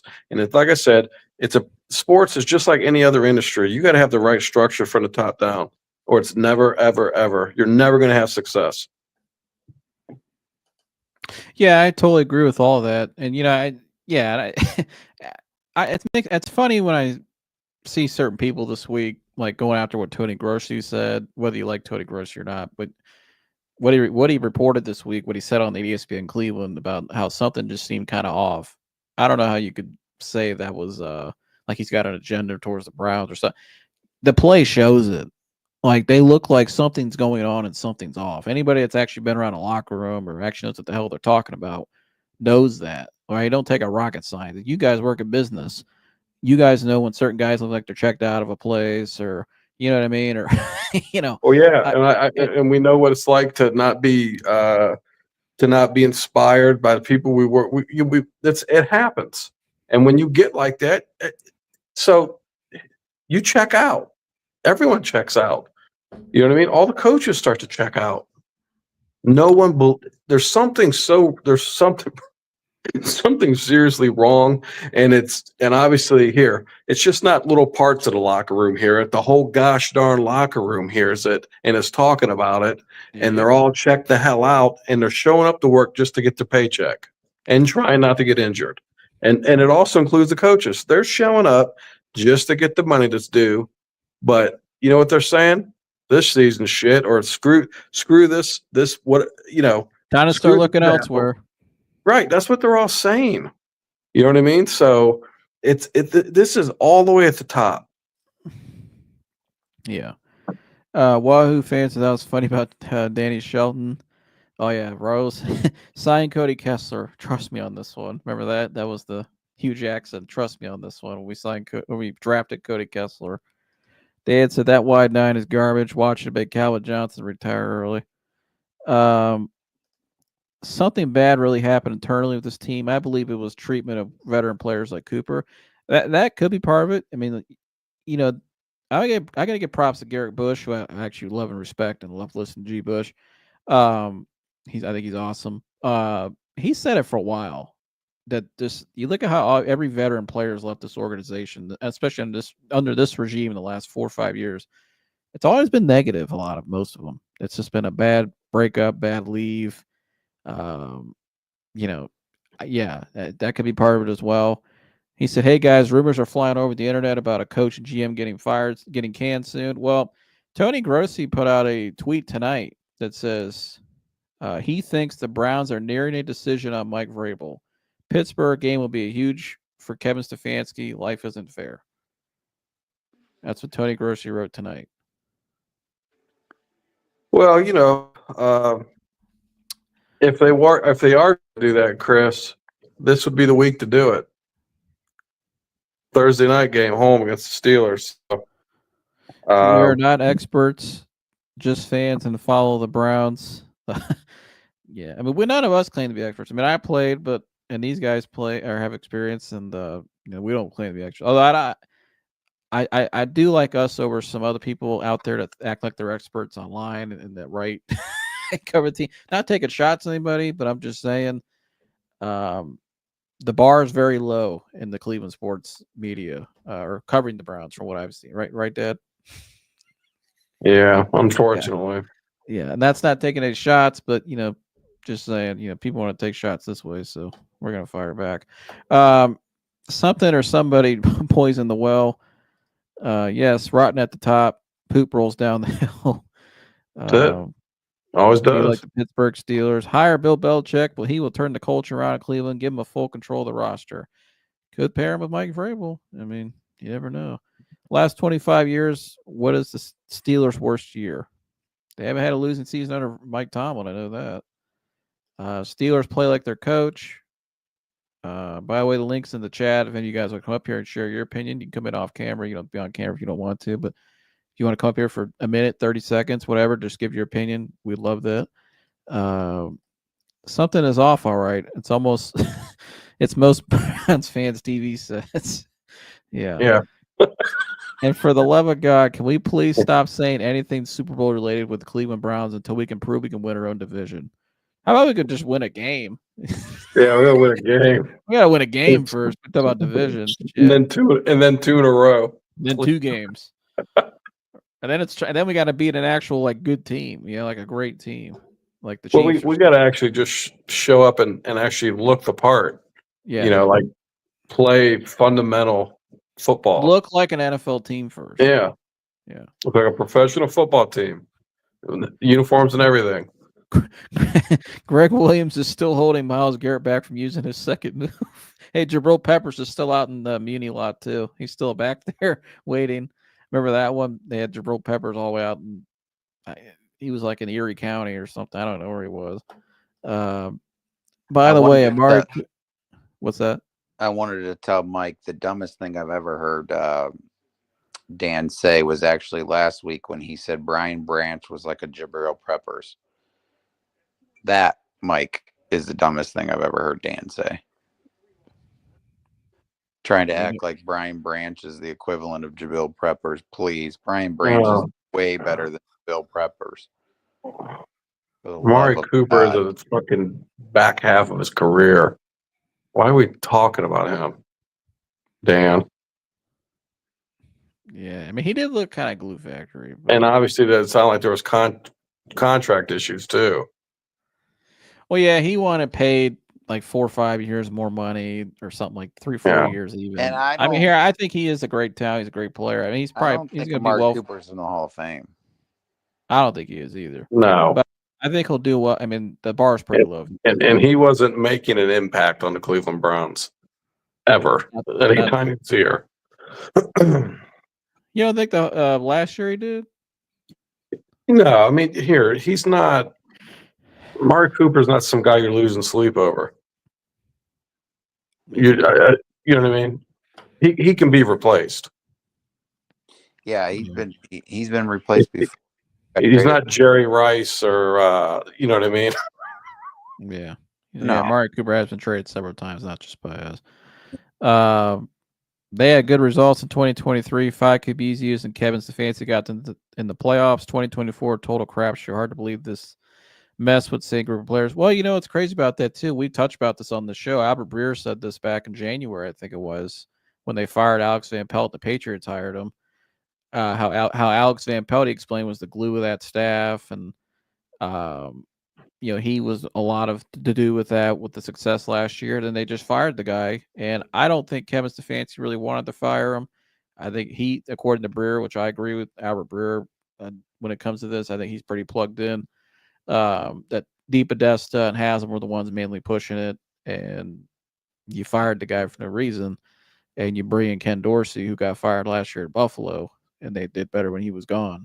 So, well, let me ask you this: like, how much hold on that team did Van Pelt have? And if he really did, how did that make those players feel when that happened? Well, he said that people in the org. Remember, he said people in the org. I don't want to play it again. I mean, if you guys want to play it again, put it in the comments. I'll play it again. It's like a 1-minute clip of Howard Breer explaining all this.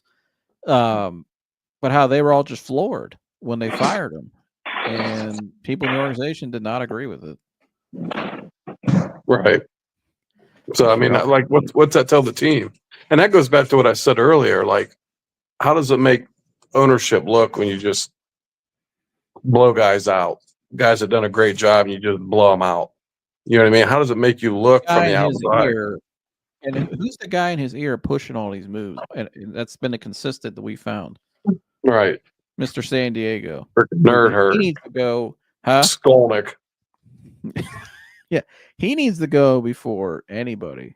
That guy. Mm-hmm. He should be. He's the closest to Haslam. He's the guy that he should be the first one gone. I've said it over and over and over. Get rid of that clown. What is he doing in a football front office? He said Callie has more DUIs and playoff wins than Kev. Oh, I think he's talking about that coach, Coach Callie. Oh, I'm not gonna comment. Brandon Fisher, not having JOK didn't help. Yeah, it certainly didn't help. I'm gonna pull that. I got it right here. Actually, I am gonna play it. I know you guys have seen it 100 times, but just so people know I'm not bullshitting, because you got your detractors out there. So here it is. This was Albert Breer right after the season last year. Why Alex Van Pelt was really fired, and I think this kind of gives away a lot of why the season went the way it went this year as well. Right. So in Cleveland, the reason he was let go in Cleveland was because ownership, Paul DePodesta, not Kevin Stefanski, ownership and Paul DePodesta were frustrated with the progress Deshaun Watson had made. I don't think that they really, truly, the people who made that decision really, truly knew his value to that staff. And other people on that staff, not so much Kevin, but people below him, were floored when they fired him for two reasons.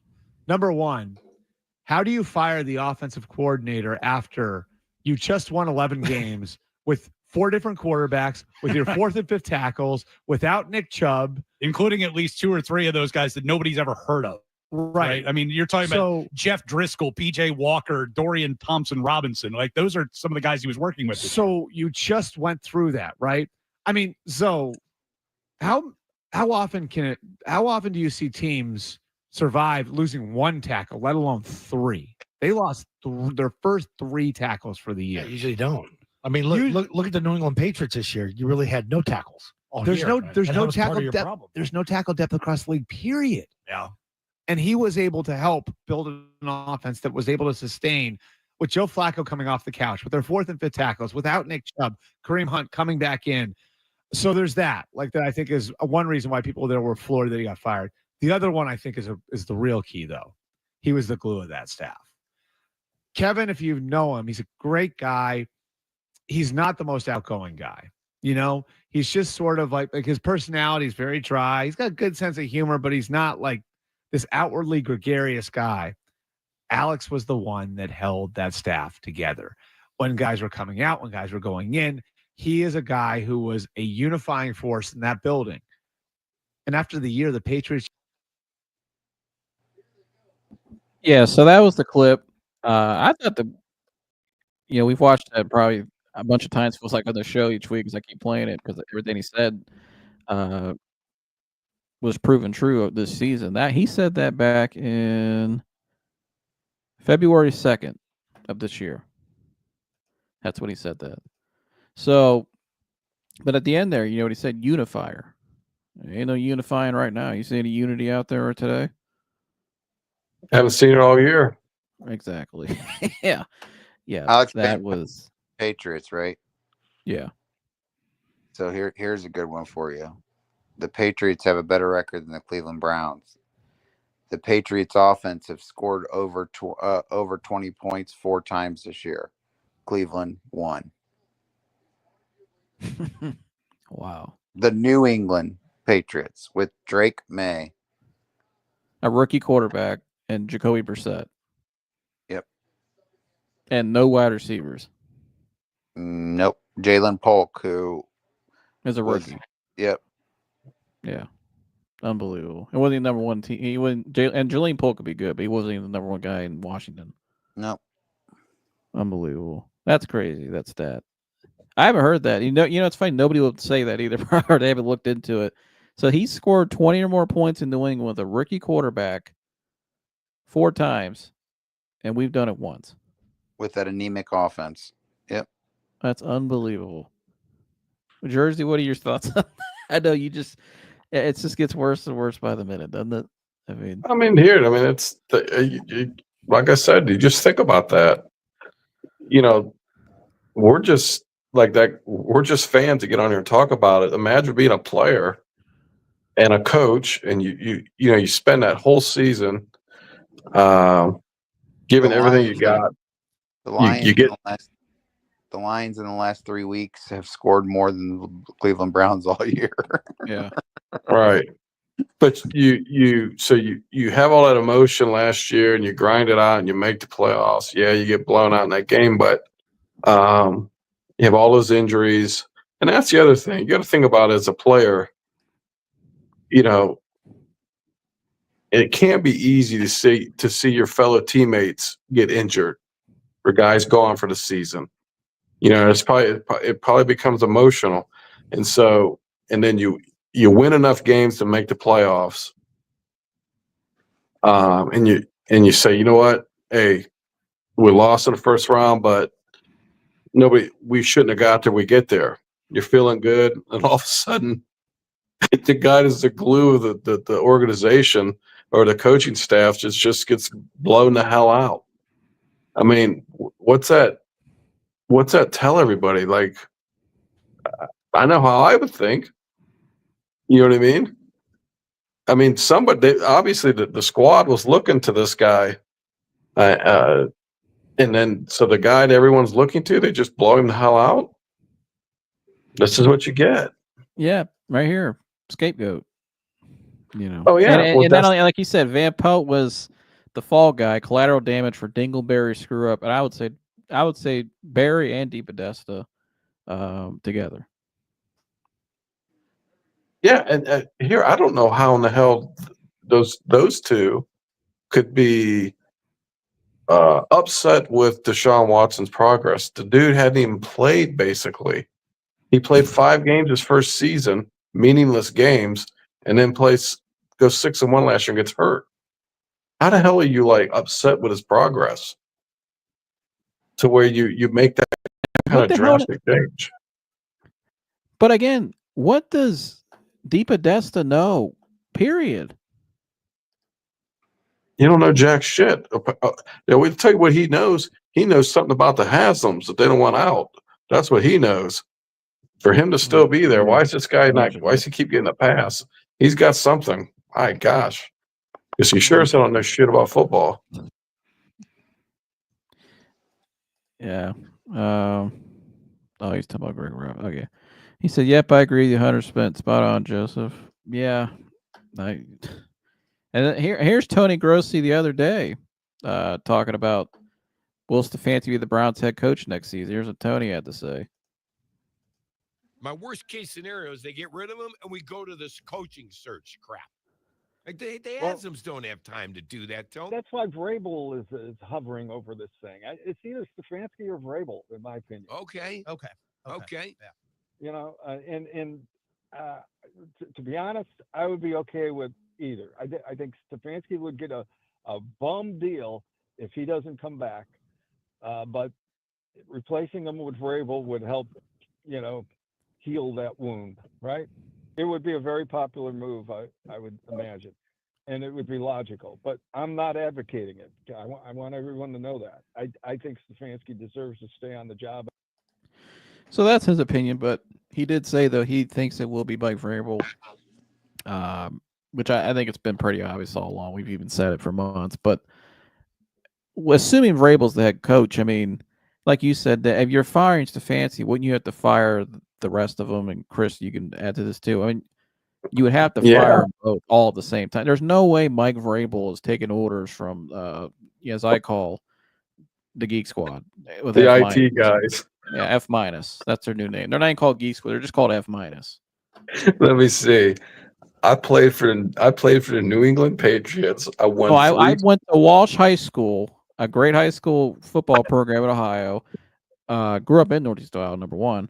Went to Walsh, played for a great coach there. Went to the Ohio State University. And then I went to New England Patriots under Bill Belichick. Oh, and by the way, I got drafted to Pittsburgh, but don't forget that. And I also have a coach of the year, and I also went to the AFC Championship game with a team that really didn't have a great quarterback and just played their style and almost beat the Chiefs, and beat the New England Patriots coming off a Super Bowl in 19.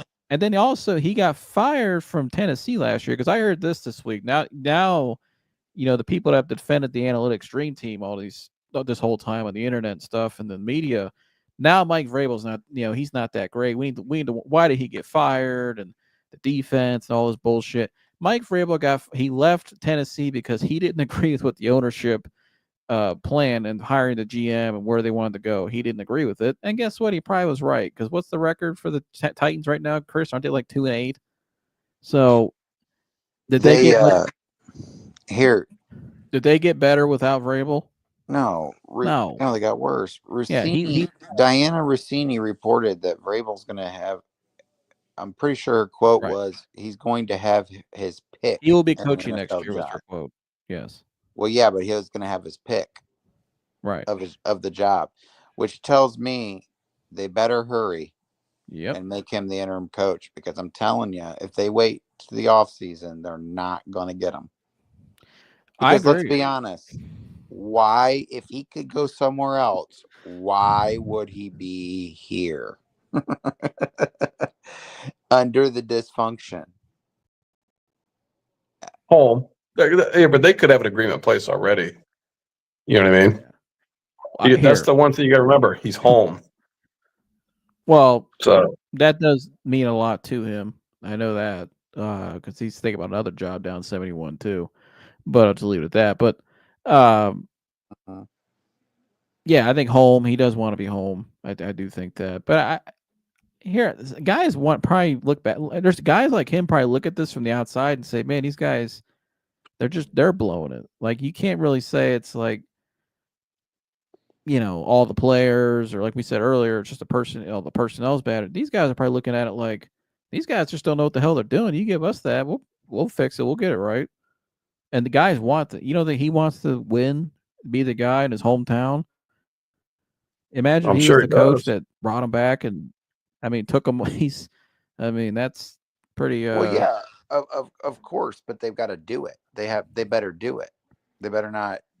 Well, yeah, I was saying, but guys like him are probably looking at this like these guys don't know what they're doing. We can fix this and give us time and we'll get it right where it needs to be. I mean, if we're sitting there saying that all the personnel is not actually not that bad, and that it's really just a lot of it's just due to bad soil in the organization and the coaching, those guys are definitely thinking that. What I'm saying is the organization just has been pooped for so long, dude. It's like I get Vrabel would want that, but like if the grass is greener and the Browns are still thinking about it because they're stupid, he's gonna go somewhere else. You know what I mean? Like why not go to the Jets? Oh, I know. Yeah, I'm not saying it's not a talent on possibility. You know what I mean? The talent on that team is very good. They're dysfunctional. They need a coach. Why not go there? Doesn't want to be in New York. I don't think he wants to be in New York. Well, that's a whole get different ballgame in New York. I'm talking about from a talent, win a Super Bowl, step in as a coach, liking that aspect, like or even Cincinnati, because Taylor ain't gonna be there either. I mean, Zach Taylor could be Kevin Stefanski's coordinator, in Jacksonville next year.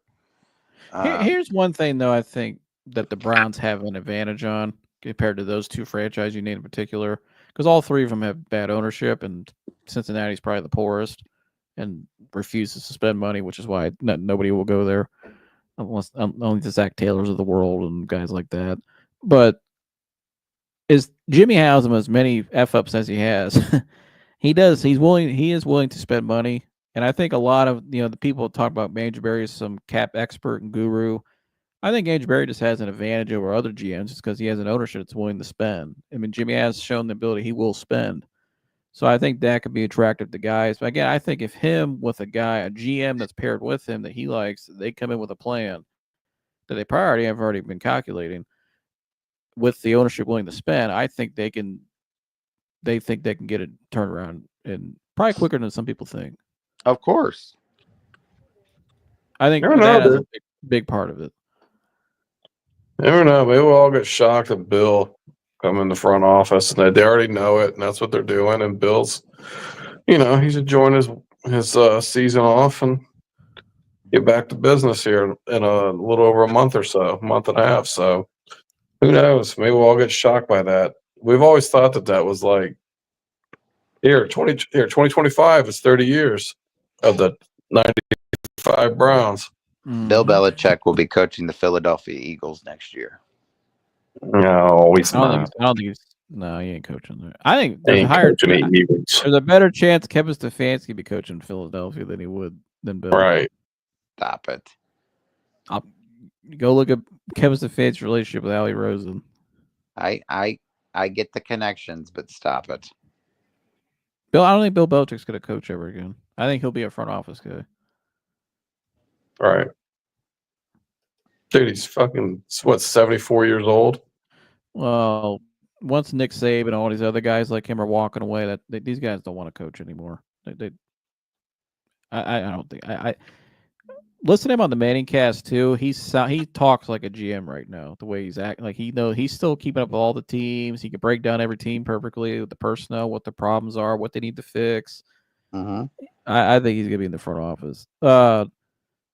Van Pelt and tight end coach, running back coach were all just casualties of Deep Podesta and Barry's incompetence. They fired Van Pelt, Stump Mitchell, running back coach, tight end coach, can't remember his name, and special teams coach, the ex-Navy officer. Had to do it now. They're totally exposed and going to get fired quickly. Browns are cheeks. The Teflon Don. I believe Mike Ver will be the head coach. Coach Rabel. The Browns have been ass for 30 years. Amen. Yeah. Yeah. The Saints came to play football while the Browns were playing Hungry Hippo. One playoff win with nobody in the stands, and he wasn't even coaching that. Remember that, Teflon Don? Dude wasn't even coaching. He was in the basement. So the one playoff win they've had under this regime in 5 years, the Analytics Dream Team, he wasn't even coaching the game. You know who's calling the plays in that game? Alex Van Pelt. Wonder that. Look closely at Barry's drafts. Awful. Total duds for most part. Jed Wills, Cade York, Anthony Schwartz, Greg Newsome, a first rounder. Give me a break. I totally agree. I think Andrew Barry's draft's been completely overrated. I think he's been overrated as a GM. You know, everybody acts like, you know, there's that meme that goes around with Andrew Barry, the laser eyes and all this. And can you guys tell me I mean, has Andrew Barry ever done anything to deserve this like aura that everybody's giving him, that he's like some expert, like he's got some master plan and he's working the cap and he's gonna. He came in a great situation. They were formatting the team, wiping everything clean. And like you just said a few minutes ago, he had all that money at his disposal. All that, you know what I mean? He inherited a team on the rise. He's right. Andrew Barry, his hits are way more than his misses are way more than his hits. Not even close. He hasn't even really hit on anything.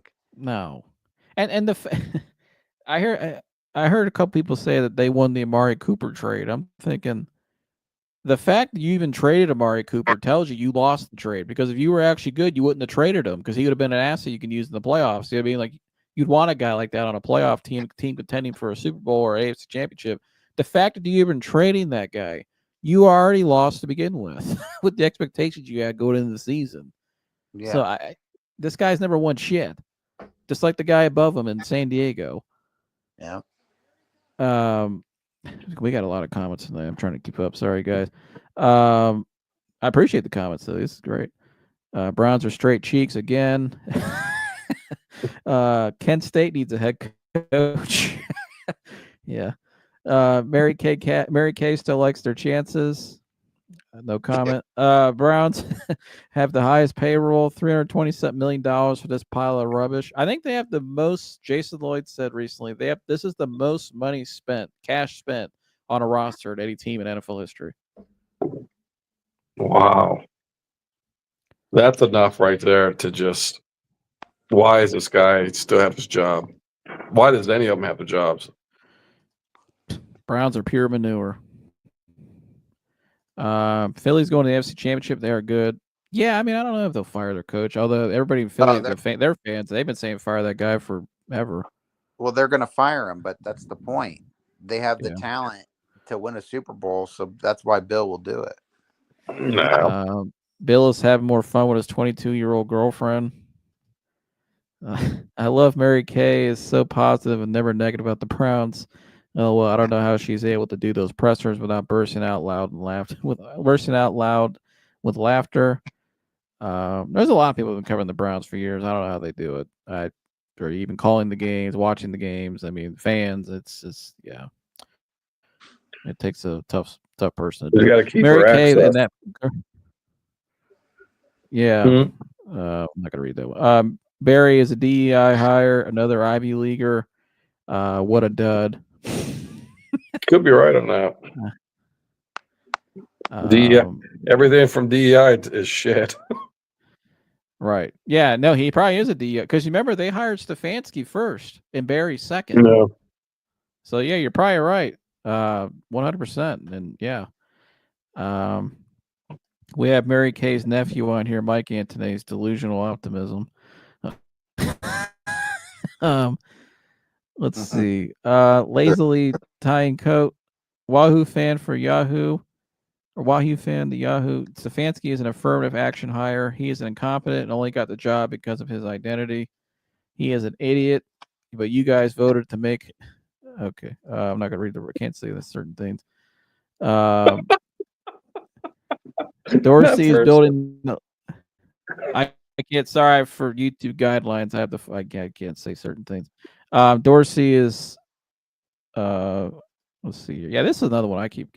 Dorsey is building the lines now. Should have kept him. Kitchens blue. Yeah, they completely overreacted to the mishap of Freddie Kitchens. I get he probably should have hired somebody else.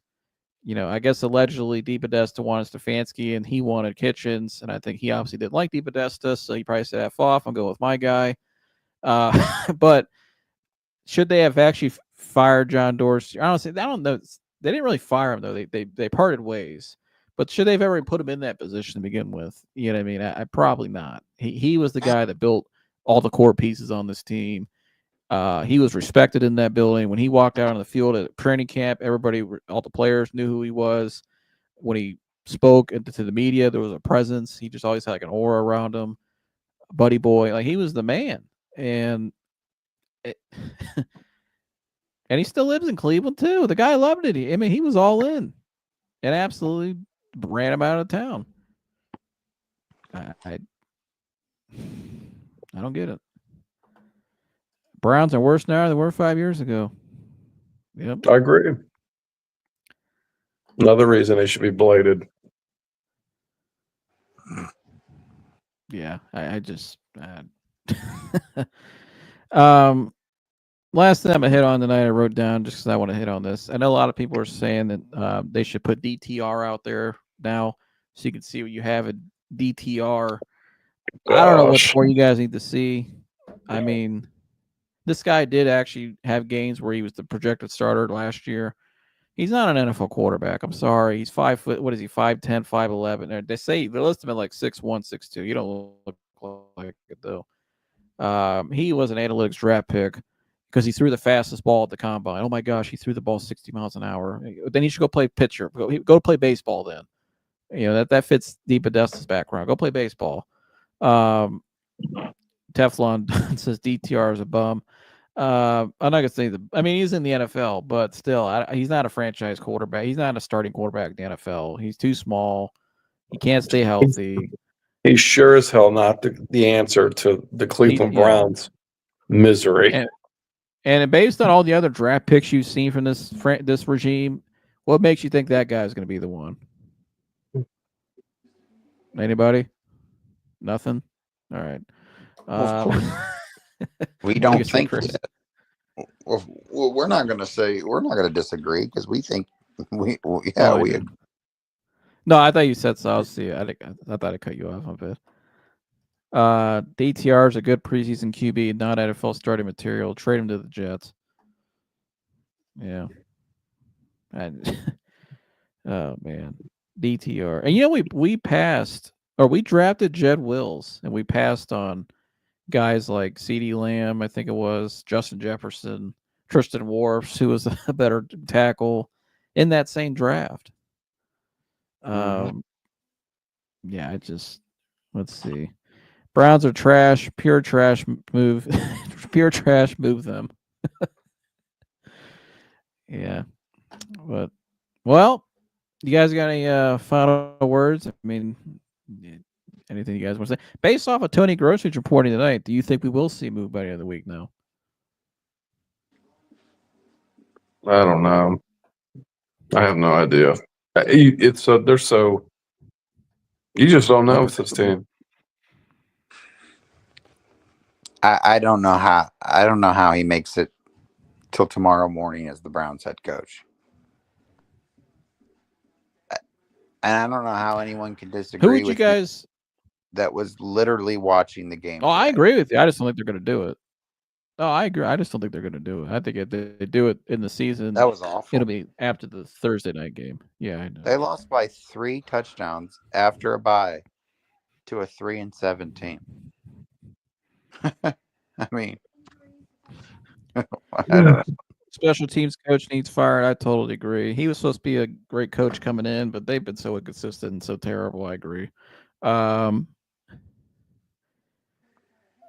is it? Will's still on his Joe Thomas Veterans Day off. Hill at 200 yards. Told you. Yeah, Jedrick Wills said this week too. Did you guys see that? That he didn't play in that game, in the Ravens game. It was a business decision. That he just didn't play.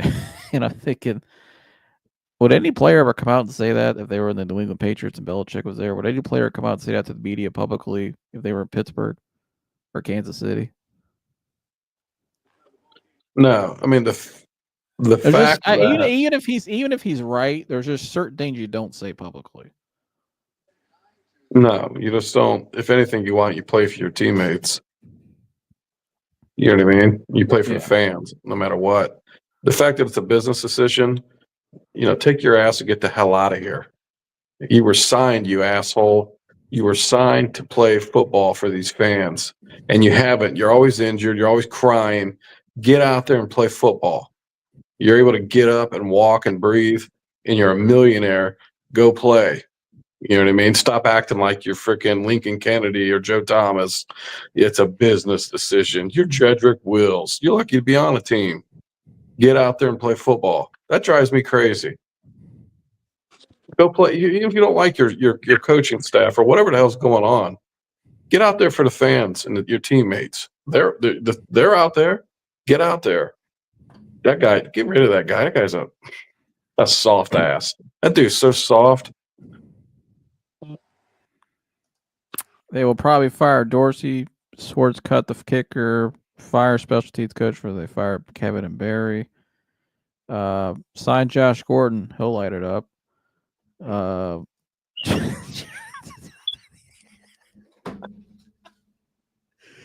Yeah, that was a good one. Yeah, Rob, he's been dropping some in the comments today. You come back anytime. I like you keep me we get a little fired up in here. We get pissed off. Yeah, You're like the mood tonight. Thank you. And shout out to Josh Gordon. That was the best Browns receiver I ever saw in my lifetime. But I'm only 25, so give me a break. But Jones is out for the year. Wills won't play. Ward playing with 9 concussions. Smokes. How bad will they lose Thursday night? Give me 1 second. My stuff. Okay. How bad will they lose Thursday night? Teflon Don already said by 40. Yeah. We'll do that. Score prediction for Thursday night. What do you got, Gerg? You said they're gonna get the hell beat out of them. So what do you got? If Stefanski's still here, yeah, which is most likely at this point. 38-6. Jersey. Go ahead. Sorry. It took me a second for the red. Oh my gosh. Stefanski Teflon here. Don said 40-0. I think it'll be closer than we think, only because it's Thursday night. It's at home. But if Stefanski's gone, that's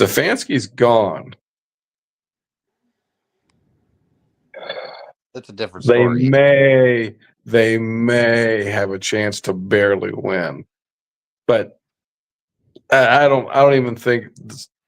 I mean, Stefanski's the coach, so he's getting the blame, but it's way beyond that, though. You know what I mean? So I don't know.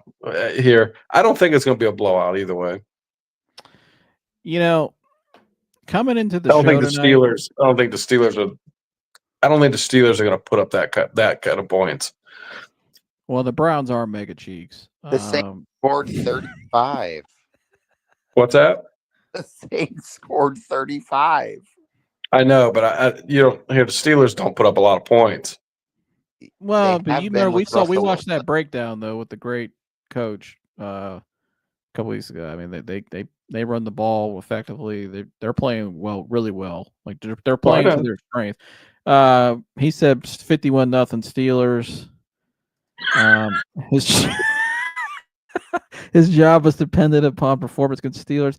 I figured Jimmy is delusional and giving Kevin one last chance. Before this show tonight, I said I thought they would actually at the beginning of the show. I said I thought they would play more competitive Thursday night because they always do. But after reading the Tony Grossi thing a little bit ago, and just listening to you guys and going with my gut, I think Kevin knows Thursday night's it, and I think it's just there ain't gonna be no game plan.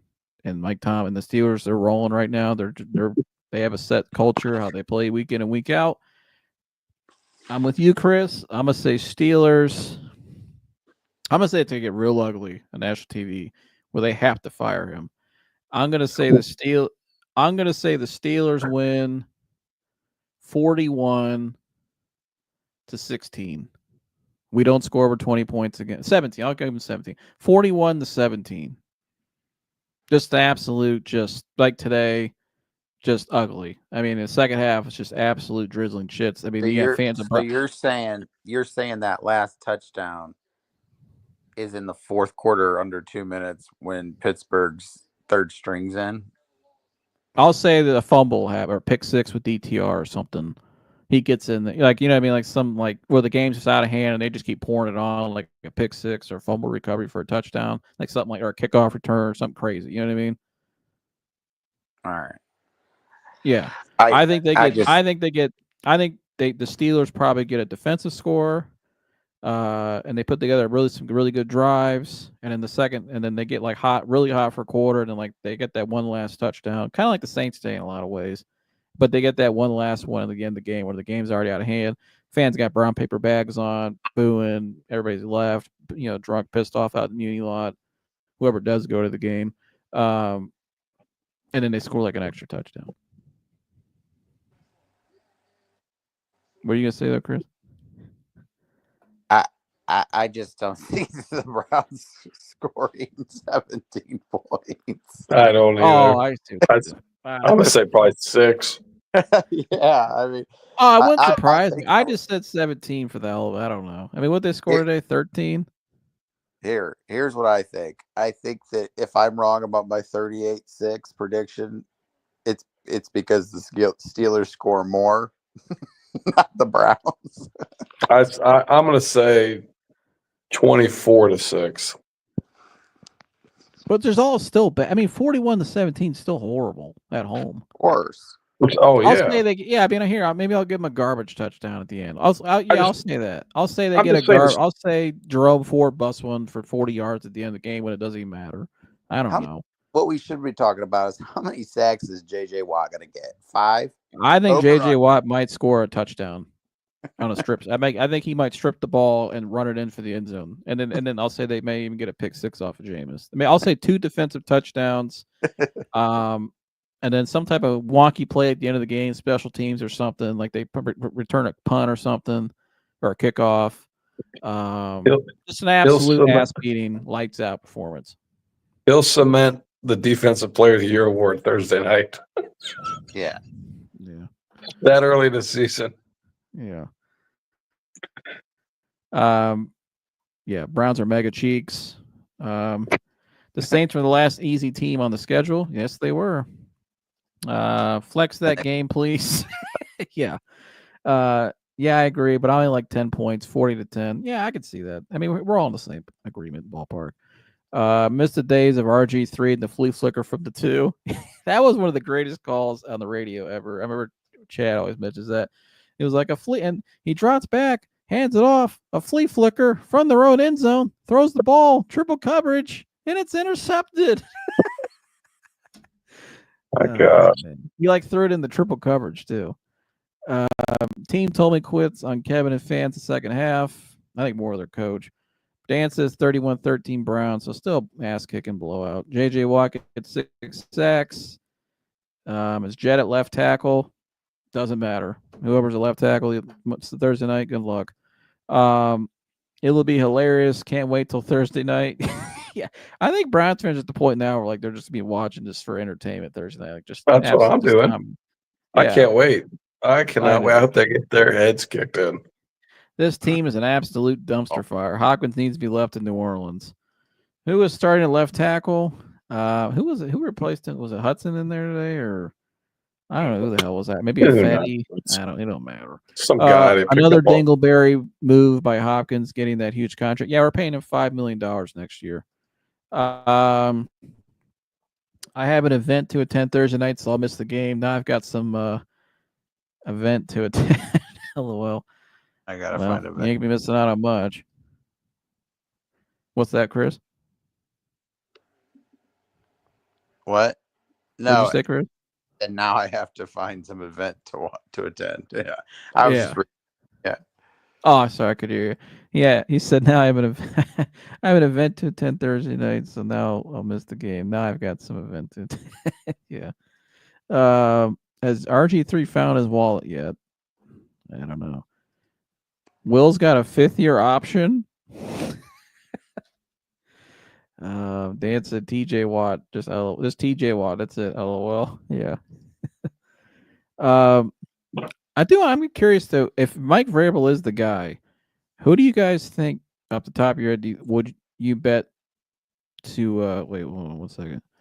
Is Vegas taking bets on Stefanski and Barry's job? Is Vegas taking bets on Stefanski and Barry's job? I don't know. This team's buns. He just keeps going off. I don't know what the odds are of that. Dan, if you can pull that up, if you know, or Chris, you guys would know where to look. Those are our 2 betting guys here on the show. They know. If you guys find that out, if there's odds on that, who's likely to get fired or something, I don't know. Let me know. But I was gonna ask you guys though, if Vrabel is the guy, which sounds like he will be, who do you think will be his GM with him? Bill. So you're saying Bill Belichick? I mean, it's a possibility. I mean, he's sitting there. I mean, there's certainly ties. You know what I mean? All kinds of ties. He's not. He sat out the season for a reason. I mean, but who knows? I mean, I don't know. He might be done. Who knows? I don't know. It's the only person I can think of. That kick, Chris. I mean, kick. What's that? Maybe never mind. Sorry, I was watching the football game here. Sorry. Oh, you're good. What was the question? I said if Vrabel is the guy, by all accounts, seems like he will be the coach to replace Kevin. Who do you think would be his GM? Do you have any guesses or any ideas who you think it might be? Bob Quinn. Yeah, it could be Bob Quinn because he is already in the building. As I think he's the coach at executive too, which is interesting. So you said Bob Quinn. He said maybe Jimmy gets Dorsey back. That's probably a long shot. I would love to have John Dorsey back. I think John Dorsey would at least entertain it because I do think since he's already in Cleveland, but I don't know if he'd take it back, and I don't know what the relationship's like between him and the Haslams. But in terms of like logistics and stuff, or like in terms of not logistics, excuse me, in terms of like location, because he's already there, and he kind of built the core of this team. I think it would be probably an easy decision from there, but I don't know what decision it was. Ownership. Yeah, I'd say you said Bob Quinn makes sense because he's already in the building. I'm gonna throw a name out there who was with John Dorsey during those years. He's actually in New England this year, and that's Alonzo Highsmith. I think Alonzo Highsmith will be a name I'd look out for. He's connected with the Belichick tree, and there's a lot of those guys in the organization now. I think Alonzo Highsmith, he had success here with John Dorsey. I know the ownership group really liked Alonzo Highsmith. You heard his name a lot during those years when we were picking those Nick Chubbs and all those guys. And so he's a guy I would look out for. He's sitting there in New England right now as like a consultant or something like that. I think he could be a guy you could pair with Mike Vrabel. That's one name I would keep an eye out for. Belichick is heading to Jax to rejoin Trent Baalke and work for Shad Khan and his billions of dollars. I don't think Baalke and Belichick would work well together. Wills was picked at 10. LOL. Herbert Meyer, but he's in Columbus getting lap dances. Okay. Didn't he get no more DEI hires? Please, Jimmy. Yeah, I totally agree. Right. Well, DEI, he needs to be hired. He needs to be fired first. So Here, all the other corporations are now bailing on that shit. So please stop. Yeah. The whole Doug Peterson NFL will should be stop. fired soon. Hire people based on merit. I actually think Ben Johnson might be down there in Jacksonville, personally. But Jimmy is a crook. Gerd, you can answer this one because you're the Lions fan. Didn't he get canned in Detroit? Bob Quinn, that is. Yeah, he did. He did. How do you think Bob Quinn would do on a second go around? I don't think I think Bob Quinn's major thing was hiring Matt Patricia and just keeping it the Patriot way and trying to hire just Patriot guys. Yeah. I think that was his issue. I don't think he did a bad job, you know. It's just once he hired Matt Patricia, it was over because Matt Patricia stinks. So it's kind of like John Dorsey in a lot of ways. Yeah. Where he just made a bad hire. Yeah. A couple of bad hires, but yes. Yeah. Well, it's gonna be interesting to see. You guys And stay Brad tuned. Holmes, that dude. He is pretty in good. Detroit. So was Brad Holmes there? Or they bring him in? they brought an outsider that got hired in. Yeah, he's from the Rams. Oh, okay. All right. Let's see. What is this? 97.1. The ticket in Detroit was constantly ragging on Bob Quinn and Matt, the head coach. Oh yeah. Yeah. Well, you know, him and Vrabel have a good connection. I'm sure Mike Vrabel's a much better coach than Matt Patricia. So I think it would work out a little better here. But I appreciate all you guys commenting tonight. We went up here for almost 2 hours. I mean, it's been an absolute just Browns rant, and just kind of digesting the Browns and analyzing the whole situation, what we think is going to happen. I appreciate all you guys. If you haven't subscribed already, please subscribe. All you guys in the comments tonight, we'd love to have you guys back every week leaving comments, especially all you guys and the ones leaving the funny comments as well. So please hit the subscribe button for me. It's free. Just tap the button there, and it really helps my channel grow. I'd really appreciate that. If you like this content as well, if you like what we do up here, we'll have more guests up here. Like we have different guys come up here throughout the weeks. Some guys can't come certain weeks, but a lot of the guys you saw tonight, you get myself, Jersey, Chris, Mike, and then Dan, who's also in the comments. He comes up here when he can. That's usually like our main core of guys. We have some other guys that come in as well. And we have to come up here, and that's why we're called The Real. We keep it real. And I also do mental health on this channel as well and talk about stuff like that. That's the main purpose of my channel, my story of overcoming anxiety disorder and panic disorder. I did a video this week with Mike. Go check that out. I think you guys will really like it. So leave a comment on that and like that. You see also 923 The Fan. Good show. Love the input.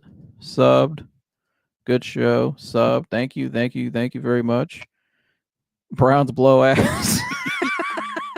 This guy, I like these comments he keeps putting in there. Browns blow ass. I like these guys. These guys come on every week. Hey, just come on the show, man. You don't gotta just comment. Come on the show. Yeah, and link is in the chat, by the way. I'll give you an extra 5 minutes. You want to come up here and say something, but Jersey looks burned out on the Browns. LOL. You do look like you're. I am, dude. I was just telling some guys at work yesterday. I said I'm completely checked out of all football other than high school football. Even Ohio State. I'm just burned out on Ryan Day. I don't believe in him. So it's crazy. I can't believe it's at this point, but all I care about is high school football. So at least right now, until these other teams get their shit together. Yeah, but it is humorous. So I'm waiting for Thursday night. You guys are awesome. He said me either. He don't believe in Day. Day is another bum. I don't think Ryan Day. I'll give you guys a little insight here. I'm not gonna obviously I don't claim to be a reporter or anything, but somebody I do know is in coaching circles in college. I'll just leave it at that. And some other people report us that I think this might be Ryan Day's last season at Ohio State, which is also why the Browns need to get on Mike Vrabel now, because I do think Ohio State would give him a call. That's tempting to him, probably, with the money they can throw at him. So, better make the move now. Just saying, you might have another job opening down the road in Columbus after the season. That kind of a Jim Harbaugh kind of deal where he leads and bounces the NFL. Ryan beats all the easy teams in Penn State. Ryan, another DEI hire. Right. Another DEI hire. Well, that shit's We all got a gone big by the game this wayside Saturday. now. Top 5. Bringing back all the masculine men into football. Number 5, Indiana coming to the Horseshoe this Saturday. So that's a top 5 matchup. So he better win that game for Saturday at home against Indiana. He's playing well this year. Great coach, by the way, but you should win that game. If they lose that game at home, I mean, my gosh. Loses every time to an SEC team in the playoffs. Total bum in big games. I'll be at the game Thursday and Kent State on Tuesday. Nice. Kent State Akron. Yeah, Kent State. I was going to ask you about that. They play Tuesday night at Kemp. Really? I mean, I hear Wow. I don't know that Kent Akron game might be a better game. Well, it's just that rivalry. You know what I mean? It's always been interesting. You know what I mean? So one of the best basketball games I ever saw in my life, maybe the best. I can think of a high school game too, maybe an NBA game, but a high school was that game you and I went to in Zach and Dallas. It was a 2014 at Kent State, and Kent State won the game. It was a back and forth game, back and forth. At great atmosphere, sold out crowd. At what's their state called, the MAC? MAC Center. MAC Center. Great place to go watch a game. Unbelievable atmosphere. And the kid from Kent, they won the game on a half-court bank shot. I remember we just sat there and they rushed the court after the game. We just looked at each other like that might have been the best basketball game we've ever seen. That was unbelievable. I think that one. I remember the Fall Stowe game we saw in 2011, I think it was, or 2012, and with like 3 overtimes. I think it was like 3 over, and we watched with our buddy JJ. Shout out to JJ. That was a hell of a game. That was an awesome game. I remember that at Stowe High School. No, it was at Falls. Was it Falls? Yeah. I remember that. We were sitting there with JJ courtside. Yeah. And it was like it went to 3 overtimes, and man, it was just back and forth. It was an unbelievable game. That one and that Kent State one we went to was crazy. Sorry, I got to keep it. Loses every time. Yeah, I already read that one. Unreal what Kurt has done in Indiana. Yeah, unbelievable. He's a hell of a coach. Excuse me. Goal number 97. Sharon Moore, another DEI hire. Total meltdown job at Michigan. We do have a Michigan guy on fan up here, and Chris. Any thoughts on that, Gertz? Was he a DEI hire? Listen, they're the kings of DEI up there. Yeah, we're the kings, all right. They spent the most money on of any school. That's why they didn't get punished. Yeah, he said Jim Harbaugh took his cheaters with them to the West Coast in the NFL. Look at Michigan now. Jersey looks like he's done with the clowns. LOL. Yeah. But yeah, they better win that game. But yeah, that Kent State Akron game, that probably is a better game than the Brown Steelers for sure. Not even the game is going to be at Twinsburg High School. Hoban Knights versus Walsh Warriors. That's the game. Well, that is a hell of a game. That's Twinsburg High School Friday night at 7:00. Knights. I think I'm going to that game. I canceled my girls' practice. We're 6-0. We've done enough. Right. Hell yeah. He said you're out of Jersey. Enough. Total DEI university. Absolutely. They spent the most money on that shit. LOL, Kent State laughed my ass off. Unreal. Yeah, it's a better game than the Browns one. Isn't that crazy? the MAC game is the more exciting game than the Browns game. They'll be playing harder. If any football game is entertaining when the teams are playing hard. Wouldn't you agree? Yeah. Well, and our team doesn't. Over. It's going to be over. I mean, that game's going to. the Steelers are going to just manhandle the Browns. Steelers would have to play like absolute dog shit for the Browns to have any chance. If the Steelers play terrible and the Browns play great, Steelers may win 20-10. Yeah, pretty much. I mean, this game's over, dude. I mean, Juan Thornhill should be arrested for grand theft after that performance against the Saints. At least a misdemeanor. Business decision. Yeah. Yeah. Browns would lose to Oregon. They'd lose a lot of college teams. They'd lose to Hoban or Walsh. Oh yeah.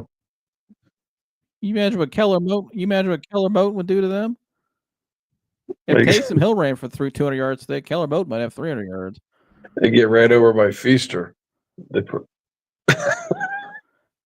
Yeah, he'll have 400 yards. He had after the 305 he had in Nordonia the other night.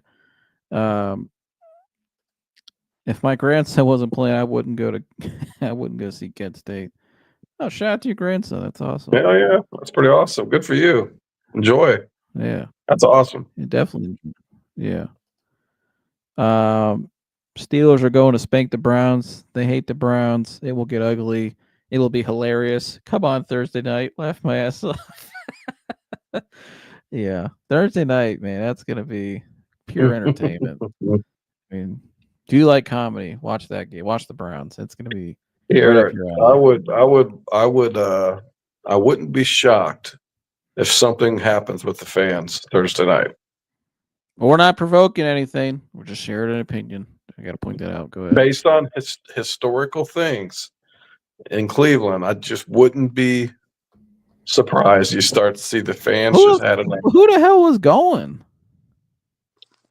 Oh, well, people have they already bought the tickets early in the year. You know, you know what, though? I know somebody's got season tickets, and I don't, all I heard was, I'm going to the game, I'm going to the game, I'm going to the game up until about 5 weeks ago. And 3 hours ago. I don't think the person's going anymore, but it'll still be packed. Here it's Thursday night. People will still be there. Save your money and go to a Cavs game. Go support the team that actually puts out a winning product.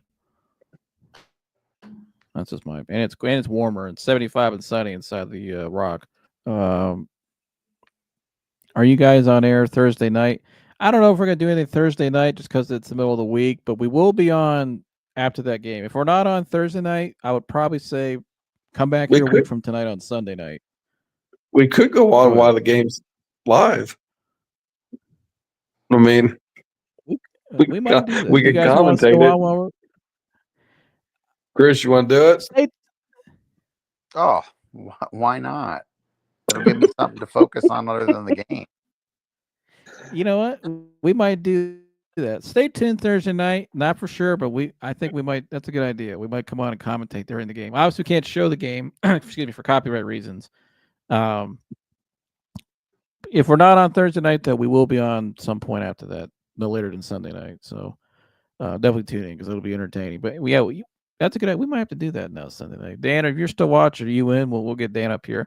Dan will really give you some good commentary during the game. Play Bailey Zappi, 10-cent beer night. Oh, yeah, they're definitely going. Browns are gigantic cheeks, he said. So I went from cheeks, mega cheeks, sweaty cheeks.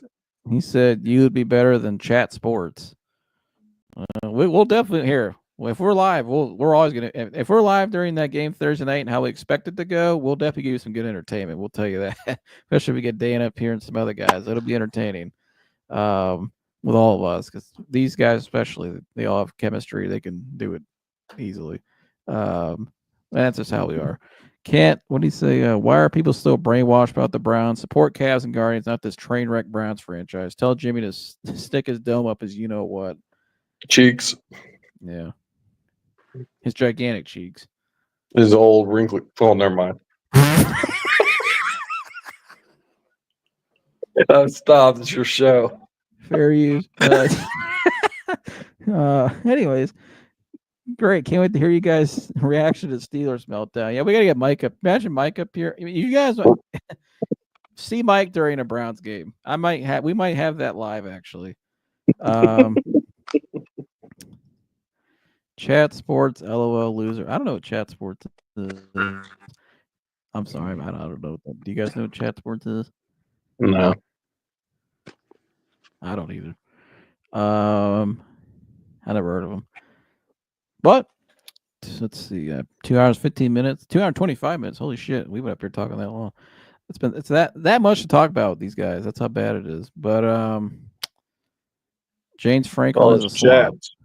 It just says James Franklin is a slob. That's slob. He's not a bum loser. A slob.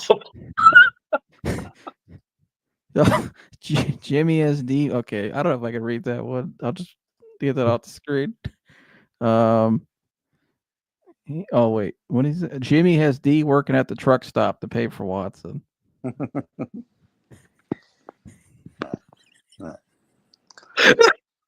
Yeah, right. He ain't bringing in that kind of cash.